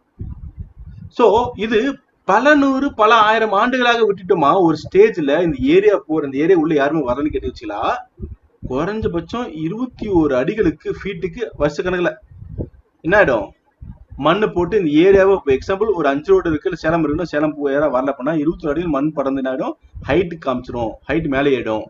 ஸோ இதுக்குள்ள இந்த லேண்டு வீடு எல்லாமே என்ன வரும், புதையுன்றும். அதான் புதையுண்ட நகரம். இடுகாடு என்பது என்னன்னு கேட்டீங்களா, ஒருவர் இறந்த பின்பு அவரை கொண்டு போயிட்டு புதைக்கிற இடம் இடுகாடு. சுடுகாடுனாதான் அந்த இறந்தவரை கொண்டு போயிட்டு எரிவூட்டுக்கு சிதையிடுறது, அதாவது எரிவூட்டுதல். டிஃபரன்ஸ் புரிஞ்சுக்கணும். இடுகாடு சுடுகாடு இது ரெண்டுக்கும் சேர்த்த வார்த்தை தான் மயானம். ரெண்டுக்கும் சேர்த்த வார்த்தை தான் மயானம். புரியுதுங்களா? சிம்பிளா சொல்லணும்னா உங்களுக்கு புரியணும்னா, மயான கொள்ளைன்னு ஒரு கடவுள் ஒரு சாமி என்ன பண்ணுவாங்க, மயான கொள்கைக்கு போவாங்க. அந்த மயான கொள்கை அப்படின்னு கொள்ளை அப்படின்றது என்னன்னு கேட்டீங்கன்னா, சுடுகாட்டுல இடுகாடு இருக்கும், ஒரு சிலர் மட்டும் இடுகாடு சுடுகாட்டுல போட்டு எரிச்சிருவாங்க. ஸோ அவங்கள வந்துட்டு அங்க போய் இது ஃபங்க்ஷன் கொண்டாடுவாங்க மயான கொள்ளையில. அப்போ பாருங்க, கல்கத்தால சுடுகாட்டுல போய் அதாவது மயானத்துல போய் என்ன பண்ணுவார், ராஜாராமன் கூட எல்லாத்தையும் கெஞ்சுவாரு. அங்க இருக்கிற உறவு என்ன கெஞ்சுவாரு, தயவுசெய்து உடன்கட்ட ஏறும் வழக்கத்தை தவிருங்க, அது வேண்டாம், அது மிகப்பெரிய தவறு அப்படின்னு சொல்லி யார் கேட்பாரு, ராஜாராம் மோகன்டை ரொம்ப கேட்பாரு, ரொம்ப கெஞ்சுவாப்புல. எங்க இடுகாடு சுடுகாடுல போய் ரொம்ப கெஞ்சுவாரு. ஆனா வேண்டி கேட்டுக்கொள்வார். ஆனா யாருமே வந்துட்டு ஹெல்ப் பண்ண மாட்டாங்க, சப்போர்ட் பண்ண மாட்டாங்க. ஏன்னா அவங்க சமய சரங்கல்லவா அப்படின்ட்டு. ஸோ இதனாலதான் ராஜாராமன் என்ன பண்ணுவாரு, சதின்ற வித்தை வந்துட்டு வில்லியம் பெண்டிங்கோட சேர்ந்து ஒழிச்சிருவாரு.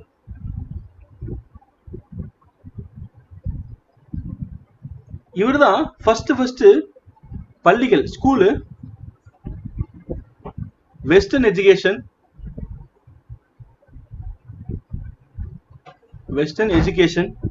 பள்ளிகளை வெஸ்டர்ன் எஜுகேஷன் இதெல்லாமே, அதே போல வெஸ்டர்ன் சயின்ஸ் அறிவியல், மேற்கத்திய அறிவியல். வெஸ்டர்னா மேற்கத்திய, இப்ப தமிழ்ல மேற்கத்திய படிப்பு, மேற்கத்திய சயின்ஸ், இது எல்லாருமே உள்ள வரட்டும் அப்படின்ட்டு என்ன பண்ணிருப்பாருன்னா இவர் ரொம்ப ஆதரிச்சிருப்பாரு. யாரு, ராஜாராமன் கூட ரொம்ப ஆதரிச்சிருப்பாரு.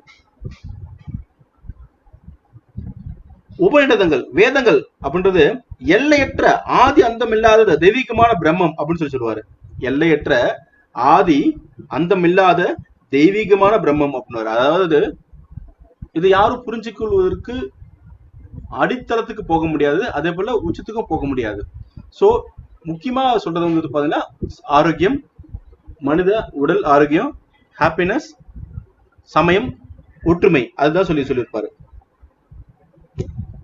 இவருக்கு பின்னாடி யாரு, ராஜாராம் மோகன் பின்னாடி யாரு அதை வழிநடத்துவாங்க யாருக்கு தெரியுமா? தேவேந்திரநாத் தாகூர்.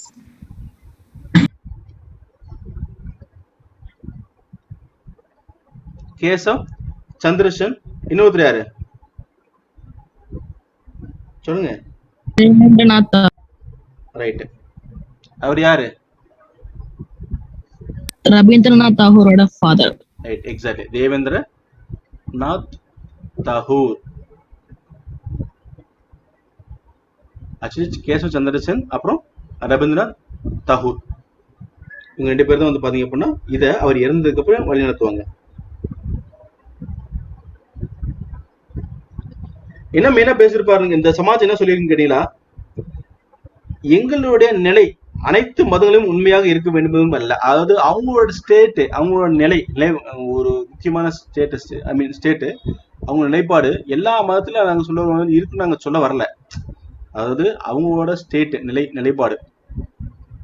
நிலைப்பாடு எல்லா மதத்திலையும் இருக்குன்னு நாங்க சொல்ல வரல. ஆனால் எல்லா மதத்திலையும் எல்லா மதங்களும் நிறுவப்பட்டது உண்மையே. சிம்பிளா முடிச்சுப்பாங்க. அதாவது என்ன சொல்றாங்கன்னா, அனைத்து மதங்களிலும் வந்து பாத்தீங்கன்னா தனித்தனியா சொல்லப்பட்டிருக்க தவிர கருத்து என்பது ஒன்றுதான் அப்படின்னு மென்ஷன் பண்ணியிருப்பாங்க. கேசவ் சந்திரசேன் இவரோட முயற்சியில தான் முக்கியமான ஒரு கருத்து 1872 இந்த கொஸ்டின் கேட்டிருக்காங்க. பலதார முறைய தடை சட்டம் வந்துச்சு, பலதார முறை தடை சட்டம் வந்துச்சு, பலதார முறை ஒழிப்புக்கு வந்துச்சு 1872.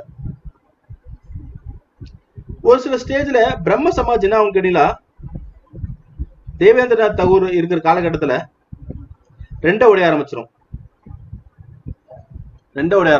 அதாவது இவர் காலகட்டத்துல ஒண்ணுக்கு பேரு இந்திய பிரம்ம சமாஜ், இந்திய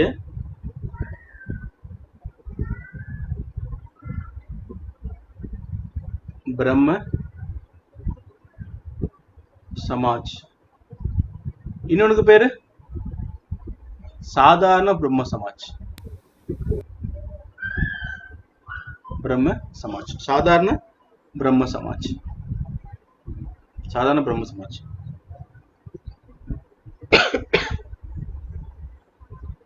தமிழ்நாட்டுல பிரம்ம சமாஜத்தோட ஆதரவாளர் யாருக்கு தெரியுமா? யாருன்னு?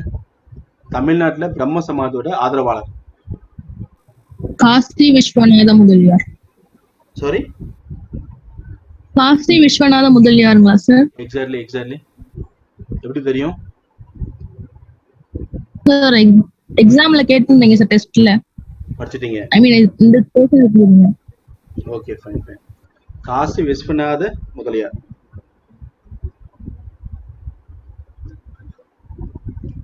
காசி விஸ்வநாத முதலியார். சோ இவர் தான் வந்து பாத்தீங்க அப்படின்னா பிரம்ம சமாஜத்தை தமிழ்நாட்டுல ஊக்குவித்திருப்பார். அது மட்டும் இல்ல, பிரம்ம சமாஜ் நாடகம் நடத்திருப்பார் தமிழ்நாட்டுல. பிரம்ம சமாஜ்ன்ற ஒரு நாடகம், டிராமா தமிழ்நாட்டுல நடத்திருப்பார்.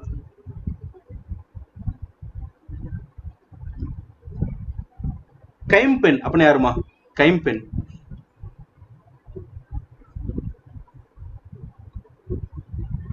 யாருமா?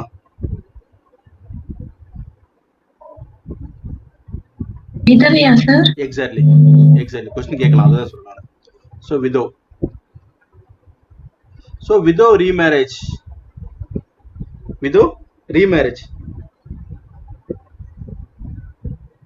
ஒரு கட்டுரை எழுதியிருப்பாரு.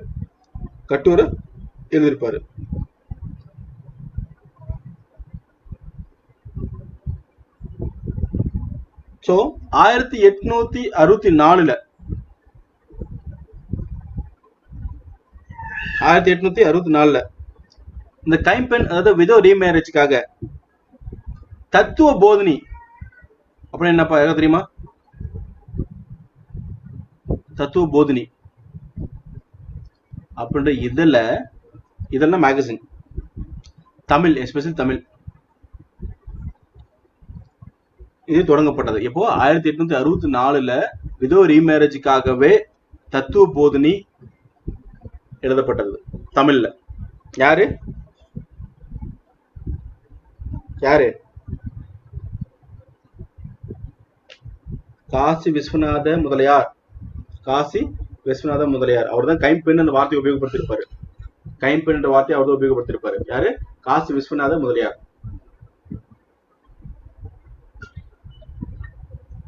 இதுல மகரிஷி தேவேந்திரநாத் தகூர், மகரிஷி தேவேந்திரநாத் தகூர் அவர் விட்டு போன காலகட்டத்துல இவர் தான் என்ன பண்ணிருப்பாரு, எடுத்து நடத்திட்டு இருந்திருப்பாரு. கடவுள் எங்கும் நிறைந்திருப்பவர், கடவுள் எங்கும் நிறைந்திருப்பவர் சொன்னது இவர் தான். அவரே இந்த உலகத்தை படைத்தவர், எல்லாமல்ல இறைவனை அவரே படைத்தவன் சொல்லி இருப்பார். யாரு? மகரிஷி தேவேந்திரநாத் தகூர். அறிவு, ஞானம், நற்பண்பு எழுதிக்கங்க எல்லாமே. ஞானம், நற்பண்பு, சக்தி, இது எல்லாமே யாரு? கடவுள். அவருக்கு இணை ஈடு இல்லை, ஈடு இணை யாரும் இல்லைன்னு சொல்லி இருப்பார். சக்தி, ஞானம், நற்பண்பு, உண்மை, இது எல்லாமே யாரும் கேட்டீங்களா? கடவுளே. அவர் ஈடு இணை யாரும் இல்லை. சோ நம்ம இப்பிறவியும் அடுத்த பிறவியும் எப்படி இருக்கும் அப்படின்னு கேட்டீங்களா? நம்ம எந்த அளவுக்கு நம்புறோமோ அந்த அளவுக்கு நமக்கு ஈடேறும் அப்படின்னு சொல்லியிருப்பாரு. சோ முற்பிறவிய இருக்கு, பிற்பிறவியும் இருக்கு அப்படின்ற கோட்பாட்டை கொண்டு வந்திருப்பாரு. யாரு? யாரு? தாகூர், தேவேந்திரநாத் தாகூர். இதுல இன்னொருத்தர் யாரு முக்கியமான பிரம்ம சமாஜ்ல இதை பார்த்தது? தேவேந்திரநாத் தாகூர். தேவேந்திரநாத் தாகூர் நான் கிளியர் கொடுக்குறேன். தேவேந்திரநாத் தாகூர். இன்னொருத்தர் யாரு? கேசவ் சந்திர சென். கேசவ் சந்திர சென். இவர் வந்து பாத்தீங்க அப்படின்னா எப்ப உள்ள வந்து இணைஞ்சிருப்பாரு? அவர் பிறந்த அது பாத்தீங்கன்னா சொல்லிடுறேன். எப்ப எத்தனை வருஷம் இருந்திருப்பாருன்னா 1838 பிறந்திருப்பாரு. 1884 இறந்திருப்பாரு. இவர் எப்போ உள்ள வந்து சேருவாரு இந்த பிரம்ம சமாஜ்னு கேட்டீங்கன்னா 1857 வருவாரு. 1857 வருவாரு. இவரு கிறிஸ்டியனை ரொம்ப ரொம்ப லைக் பண்ணுவாரு. அவரோட சாரம் ரொம்ப பிடிச்சிருக்கு. கிறிஸ்டியானிட்டி ரொம்ப ரொம்ப பிடிச்சு போயிருக்கும் இவருக்கு.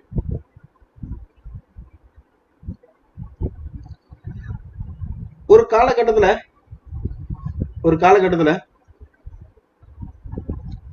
இவர் செய்த சில விஷயங்கள்லாம் அங்க இருந்த பிரம்ம சமாஜ் உறுப்பினர்களுக்கு பிடிக்காம போடும். காரணம் என்ன எனக்கு தெரியுமா? அவங்க பொண்ணு சின்ன வயசுலயே ஒரு அதாவது குழந்தை திருமணம் வேண்டாம் சொல்லிட்டு பிரம்ம சமாஜத்துல இருந்த ஒரு தலைவரே தன் குழந்தை என்ன பண்ணிடுவாருன்னு கேட்டீங்களா? குழந்தை திருமணம் அங்க இருந்த ஒரு பணக்கார ஒரு இளவரசருக்கு கட்டி கொடுத்துருவாரு. பணக்கார இளவரசருக்கு, அது இந்திய இளவரசர் ஒருத்தர் இருப்பார், அவர் கட்டி கொடுத்துருவாரு. அதனால ரெண்டா பிரிய ஆரம்பிச்சிடும். சோ இதனாலதான் தேவேந்திரநாத் என்ன பண்ணுவாருன்னா பிரிஞ்சு ஆதி பிரம்மன் ஆரம்பிப்பாரு. ஆதி பிரம்ம சமாஜ் ஆரம்பிப்பாரு.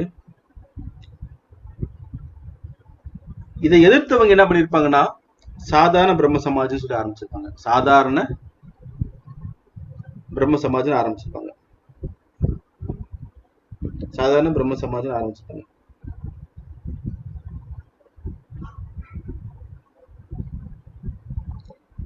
எஸ்பெஷலி இன்னும் பேசணும் அப்படின்னு பிரம்ம சமாஜ் பத்தி பேசணும் அப்படின்னு கேட்டீங்களா? ஈஸ்வர்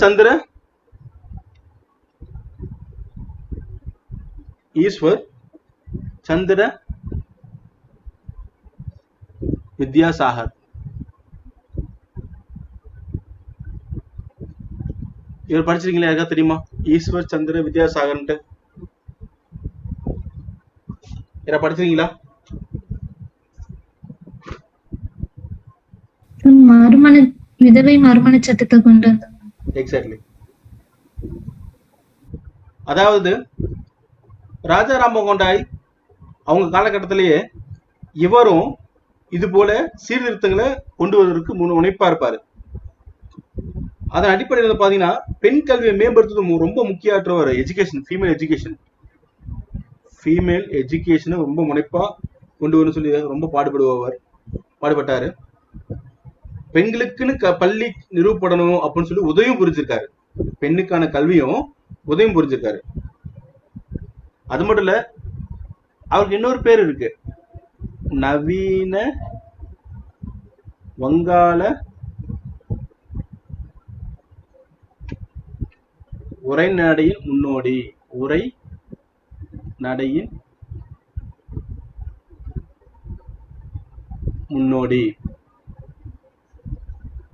அப்படின்றாங்க இவரோட இன்னொரு இது.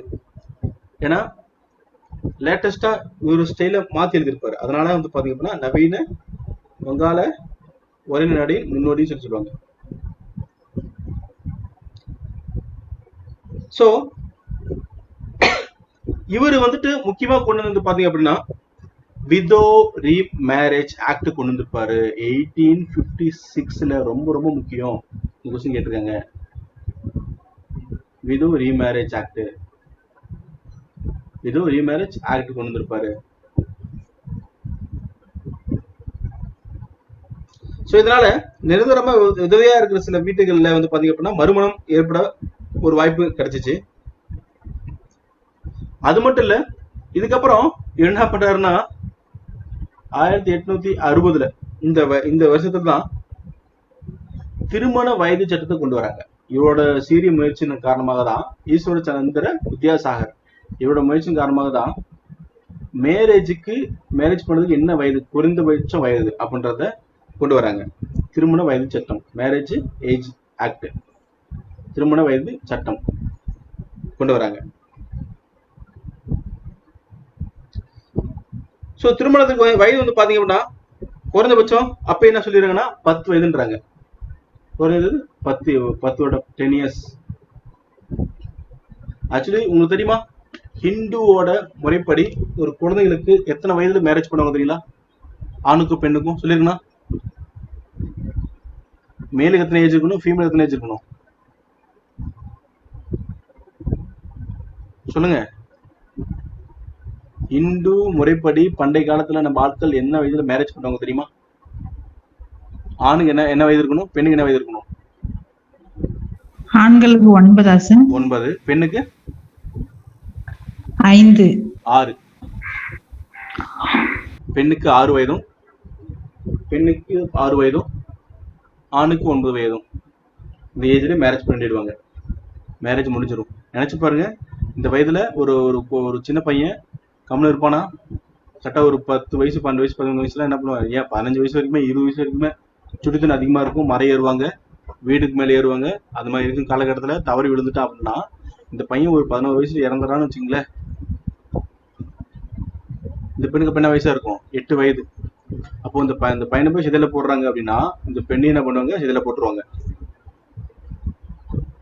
யோசிச்சு பாருங்க, இந்த பெண்ணுக்கு அப்ப என்ன தெரிஞ்சிருக்கும்? 8 வயசுல ஒண்ணுமே தெரிஞ்சிருக்காது.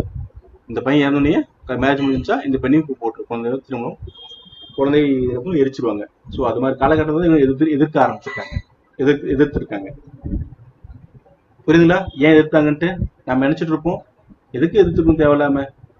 அதான் இப்ப நம்ம படிக்கலாம், சரியா படிக்கலாம், 21 வயசுல மேரேஜ் பண்ணிக்கிறாங்க. அதுவும் 18 years ஆயிடுச்சுன்னா நீங்க ஓன மேரேஜ் பண்ணிக்கலாம் அப்படின்ற மாதிரி பட்சத்துல எதுக்கு இதெல்லாம் கொண்டு வந்திருப்பாங்க கேட்டீங்களா? அப்போ ஏஜ் பார்த்து குழந்தையோட ஏஜ் பார்த்து எந்த அளவுக்கு ஒரு சுச்சுவேஷன் இருந்திருக்கு. சோ இதுவே லேட்டா என்ன கேட்டீங்களா? 1860ல 10 வயசு இருந்த 1891ல 12 மாத்துறாங்க பிரிட்டிஷ் கவர்மெண்ட். 1925ல 13 மாறுது. புரியுதுங்களா? ஆனா என்ன ஒரு பெரிய ஒரு ரொம்ப ரொம்ப சங்கடமான நிகழ்வுன்னு கேட்டா, ராஜாராம் மோகன் ராய் கொண்டு வந்த அந்த சதி ஒழிப்பு 1829 அது வெறும் காகித சட்டமா தான் இருந்துச்சு. காகித சட்டமா தான் இருந்துச்சு. ஆக்சுவலி இந்த ரிப்போர்ட் எப்ப கொண்டு வந்திருப்பாங்கன்னா, இது உண்மை நடக்குதா இல்லையா செக் பண்றதுக்காக 1929 ஒரு ரிப்போர்ட் சப்மிட் பண்ணியிருப்பாங்க. இந்த சட்டம் அது சதி ஒழிப்பு சட்டம் அது ப்ராப்பரா எக்ஸிக்யூட் ஆகுதா இல்ல சும்மாவா அப்படின்ற மாதிரி ரிப்போர்ட் போயிருக்கும். அதனால ஒரு கமிட்டி ஏற்படுத்தி அந்த கமிட்டி என்ன பண்ணிருப்பாங்கன்னா இந்த ஆண்டுல என்ன பண்ணிருப்பாங்க சப்மிட் பண்ணிருப்பாங்க.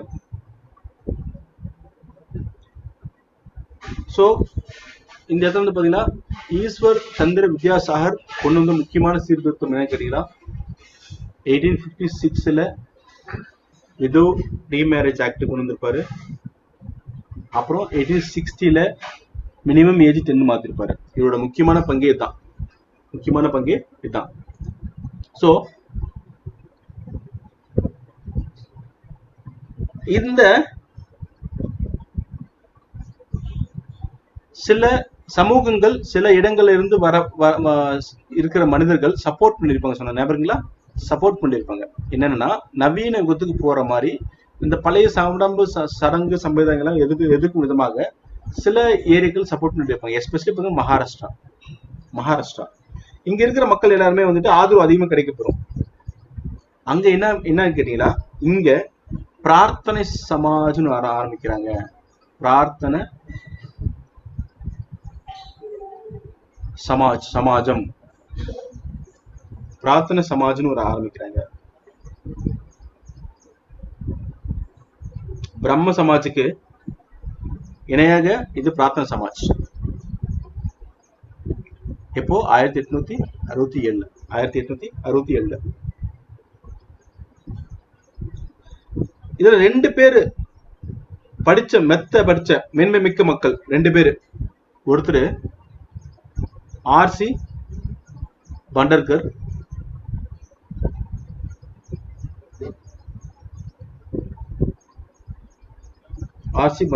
இன்னொருத்தர் நீதிபதி மகாதேவ் கோவிந்த். நீதிபதி மகாதேவ்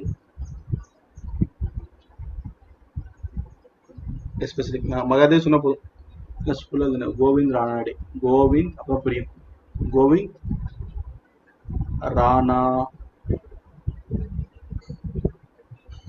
ரானாடே. இவங்க 2 பேருமே சாதி மறுப்பு சமபந்தி. அதாவது சமபந்தி தெரியும் இல்லையா? சமபந்தி என்னம்மா?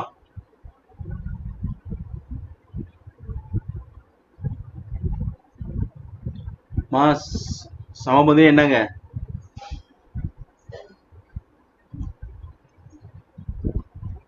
கிளாஸ் இருக்கீங்க எல்லாருமே? தனியா பேசிட்டு இருக்கலாம்.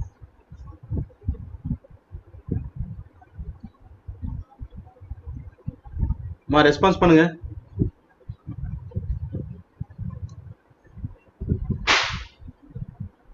ஆடிபிளா இருக்க நான் பேசுறது?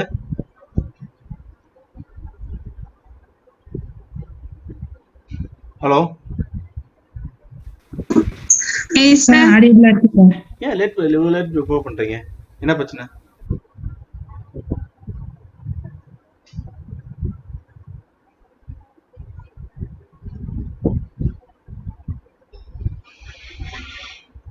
கிளாஸ் முடிய சிச்சுவேஷன்ல இருக்கு, லிசன் பண்ணுங்க. ஆக்சுவலி எனக்கு ஃபீவர், அதுலயும் கிளாஸ் எடுத்துட்டு இருக்கேன்.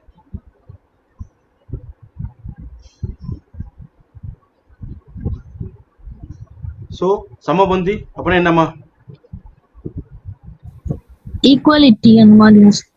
சமபந்தி எனக்கு கேட்டேன், அவ்வளவுதான். ஈக்குவாலிட்டி நான் பேசல. What is meaning of சமபந்தி?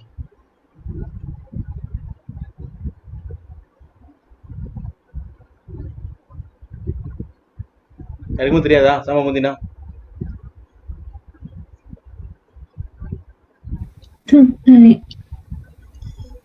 Intercaste marriage. சமபந்தினா இன்டர்காஸ்ட் மேரேஜா? சார் எல்லாரும் சமம் அப்படிங்கறது சொல்றதுதாங்க சார். ஏதாவது ஒரு ஃபங்க்ஷனுக்கு போனா விருந்து வச்சா மேல் ஜாதி தனியா கீழ் ஜாதி தனியா உட்காந்து சாப்பிடுற மாதிரியா சார்? ஏமா அவ்வளவு தூரம் போறீங்க? இப்போ ஒரு கோவிலுக்கு போறீங்க, கும்பாபிஷேக கோவில் லோக்கல் இருக்கிற கோவில் போறீங்க, ஒரு மாரியம்மன் கோவில் போறீங்க, அங்க கும்பாபிஷேகம் நடத்துவாங்க, குடமுழுக்கு நடத்துவாங்க, அங்க அனைத்து விதமான மக்களும் உட்காந்து சாப்பிடுவாங்களா? Yes sir no?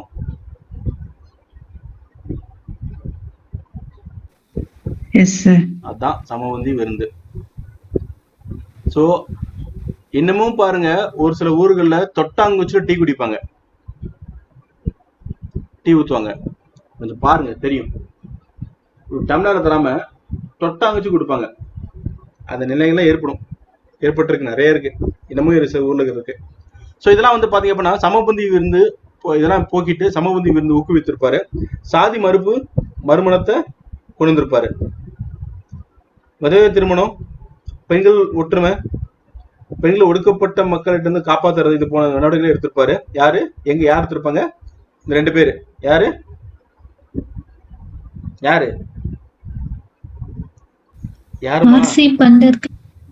பண்டர்கரும் Mahadev Kovind Ranade 2 பேருமே. ஆக்சுவலி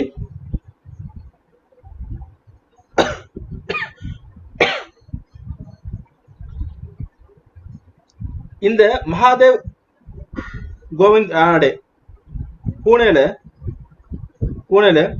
விதவை மறுமண சங்கம் ஒன்று ஆரம்பிப்பாரு. பூனேல விதவை மறுமண சங்கம் 1861. இது மட்டுமா? பூனே சவஜனிக் சபா, பூனே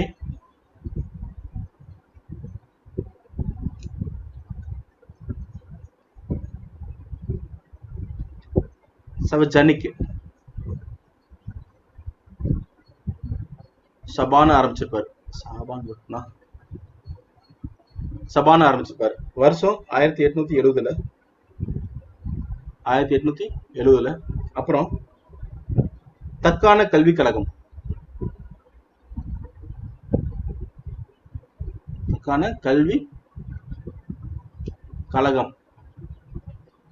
இதே ஆரம்பிச்சிருப்பாங்க 1884 ஆரம்பிச்சிருப்பாரு. சோ ஜோதிபா பூலே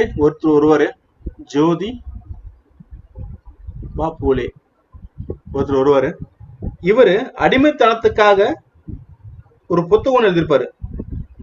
அதாவது குலாம்கிரி அப்படின்ட்டு, குலாம்கிரின்னு. அது என்ன? அடிமைத்தனம் அப்படின்னு புத்தகத்தை எழுதியிருப்பாரு ஜோதிபா பூலே. இந்த இதுல உள்ள வந்ததுக்கப்புறம் அதாவது சாதிய சமயங்களை நோக்கி எழுதியிருப்பாரு. மேல் சாதி கீழ் சாதி, அதுல அடிமையா இருக்கிறவங்க யாருன்ற மாதிரி எழுதியிருப்பாரு. சோ இந்த பிரம்ம சமாஜ் வந்து பாத்தீங்க அப்படின்னா இப்படி கிளைகளாக மாறி கடைசியா மக்களை ஒன்று திரட்டும் விதமாக முன்னேறதுக்கு முக்கிய மூல ஆதாரம் வெஸ்டர்ன் எஜுகேஷன் சப்போர்ட் பண்ணது, வெஸ்டர்ன் பாலிசி சப்போர்ட் பண்ணது, வெஸ்டர்ன் கல்ச்சரை சப்போர்ட் பண்ணது. ஸோ இது எல்லாமே யாருக்கிட்ட ஃபர்ஸ்ட் ராஜாராம் மோகன் ராய் தான். ஸோ இவரோட சீரிய முயற்சினாலதான் இத்தனை பேர் உள்ள வருவாங்க, இத்தனை பேர் வந்துட்டு சமூக சீர்திருத்தம்னு ஏற்றி நடத்துவாங்க. சரிங்களா? ஸோ பிரம்ம சமாஜ் என்டையரா இவ்வளவுதான். இதுக்கு மேல நீங்க திரும்ப கிளாஸ் போடுறப்போ எத்தனை மணி பாத்துக்குங்க. இதுக்கு மேல உங்களுக்கு கொஸ்டின்ஸ் வர வாய்ப்பே இல்லை பிரம்ம சமாஜை பத்தி. சரிங்களா? பிரம்ம சமாஜை பத்தி இதுக்கு மேல கொஸ்டின் உங்களுக்கு வரதுக்கு வாய்ப்பே இல்லை. ஸோ இவ்வளவுதான் டாட்.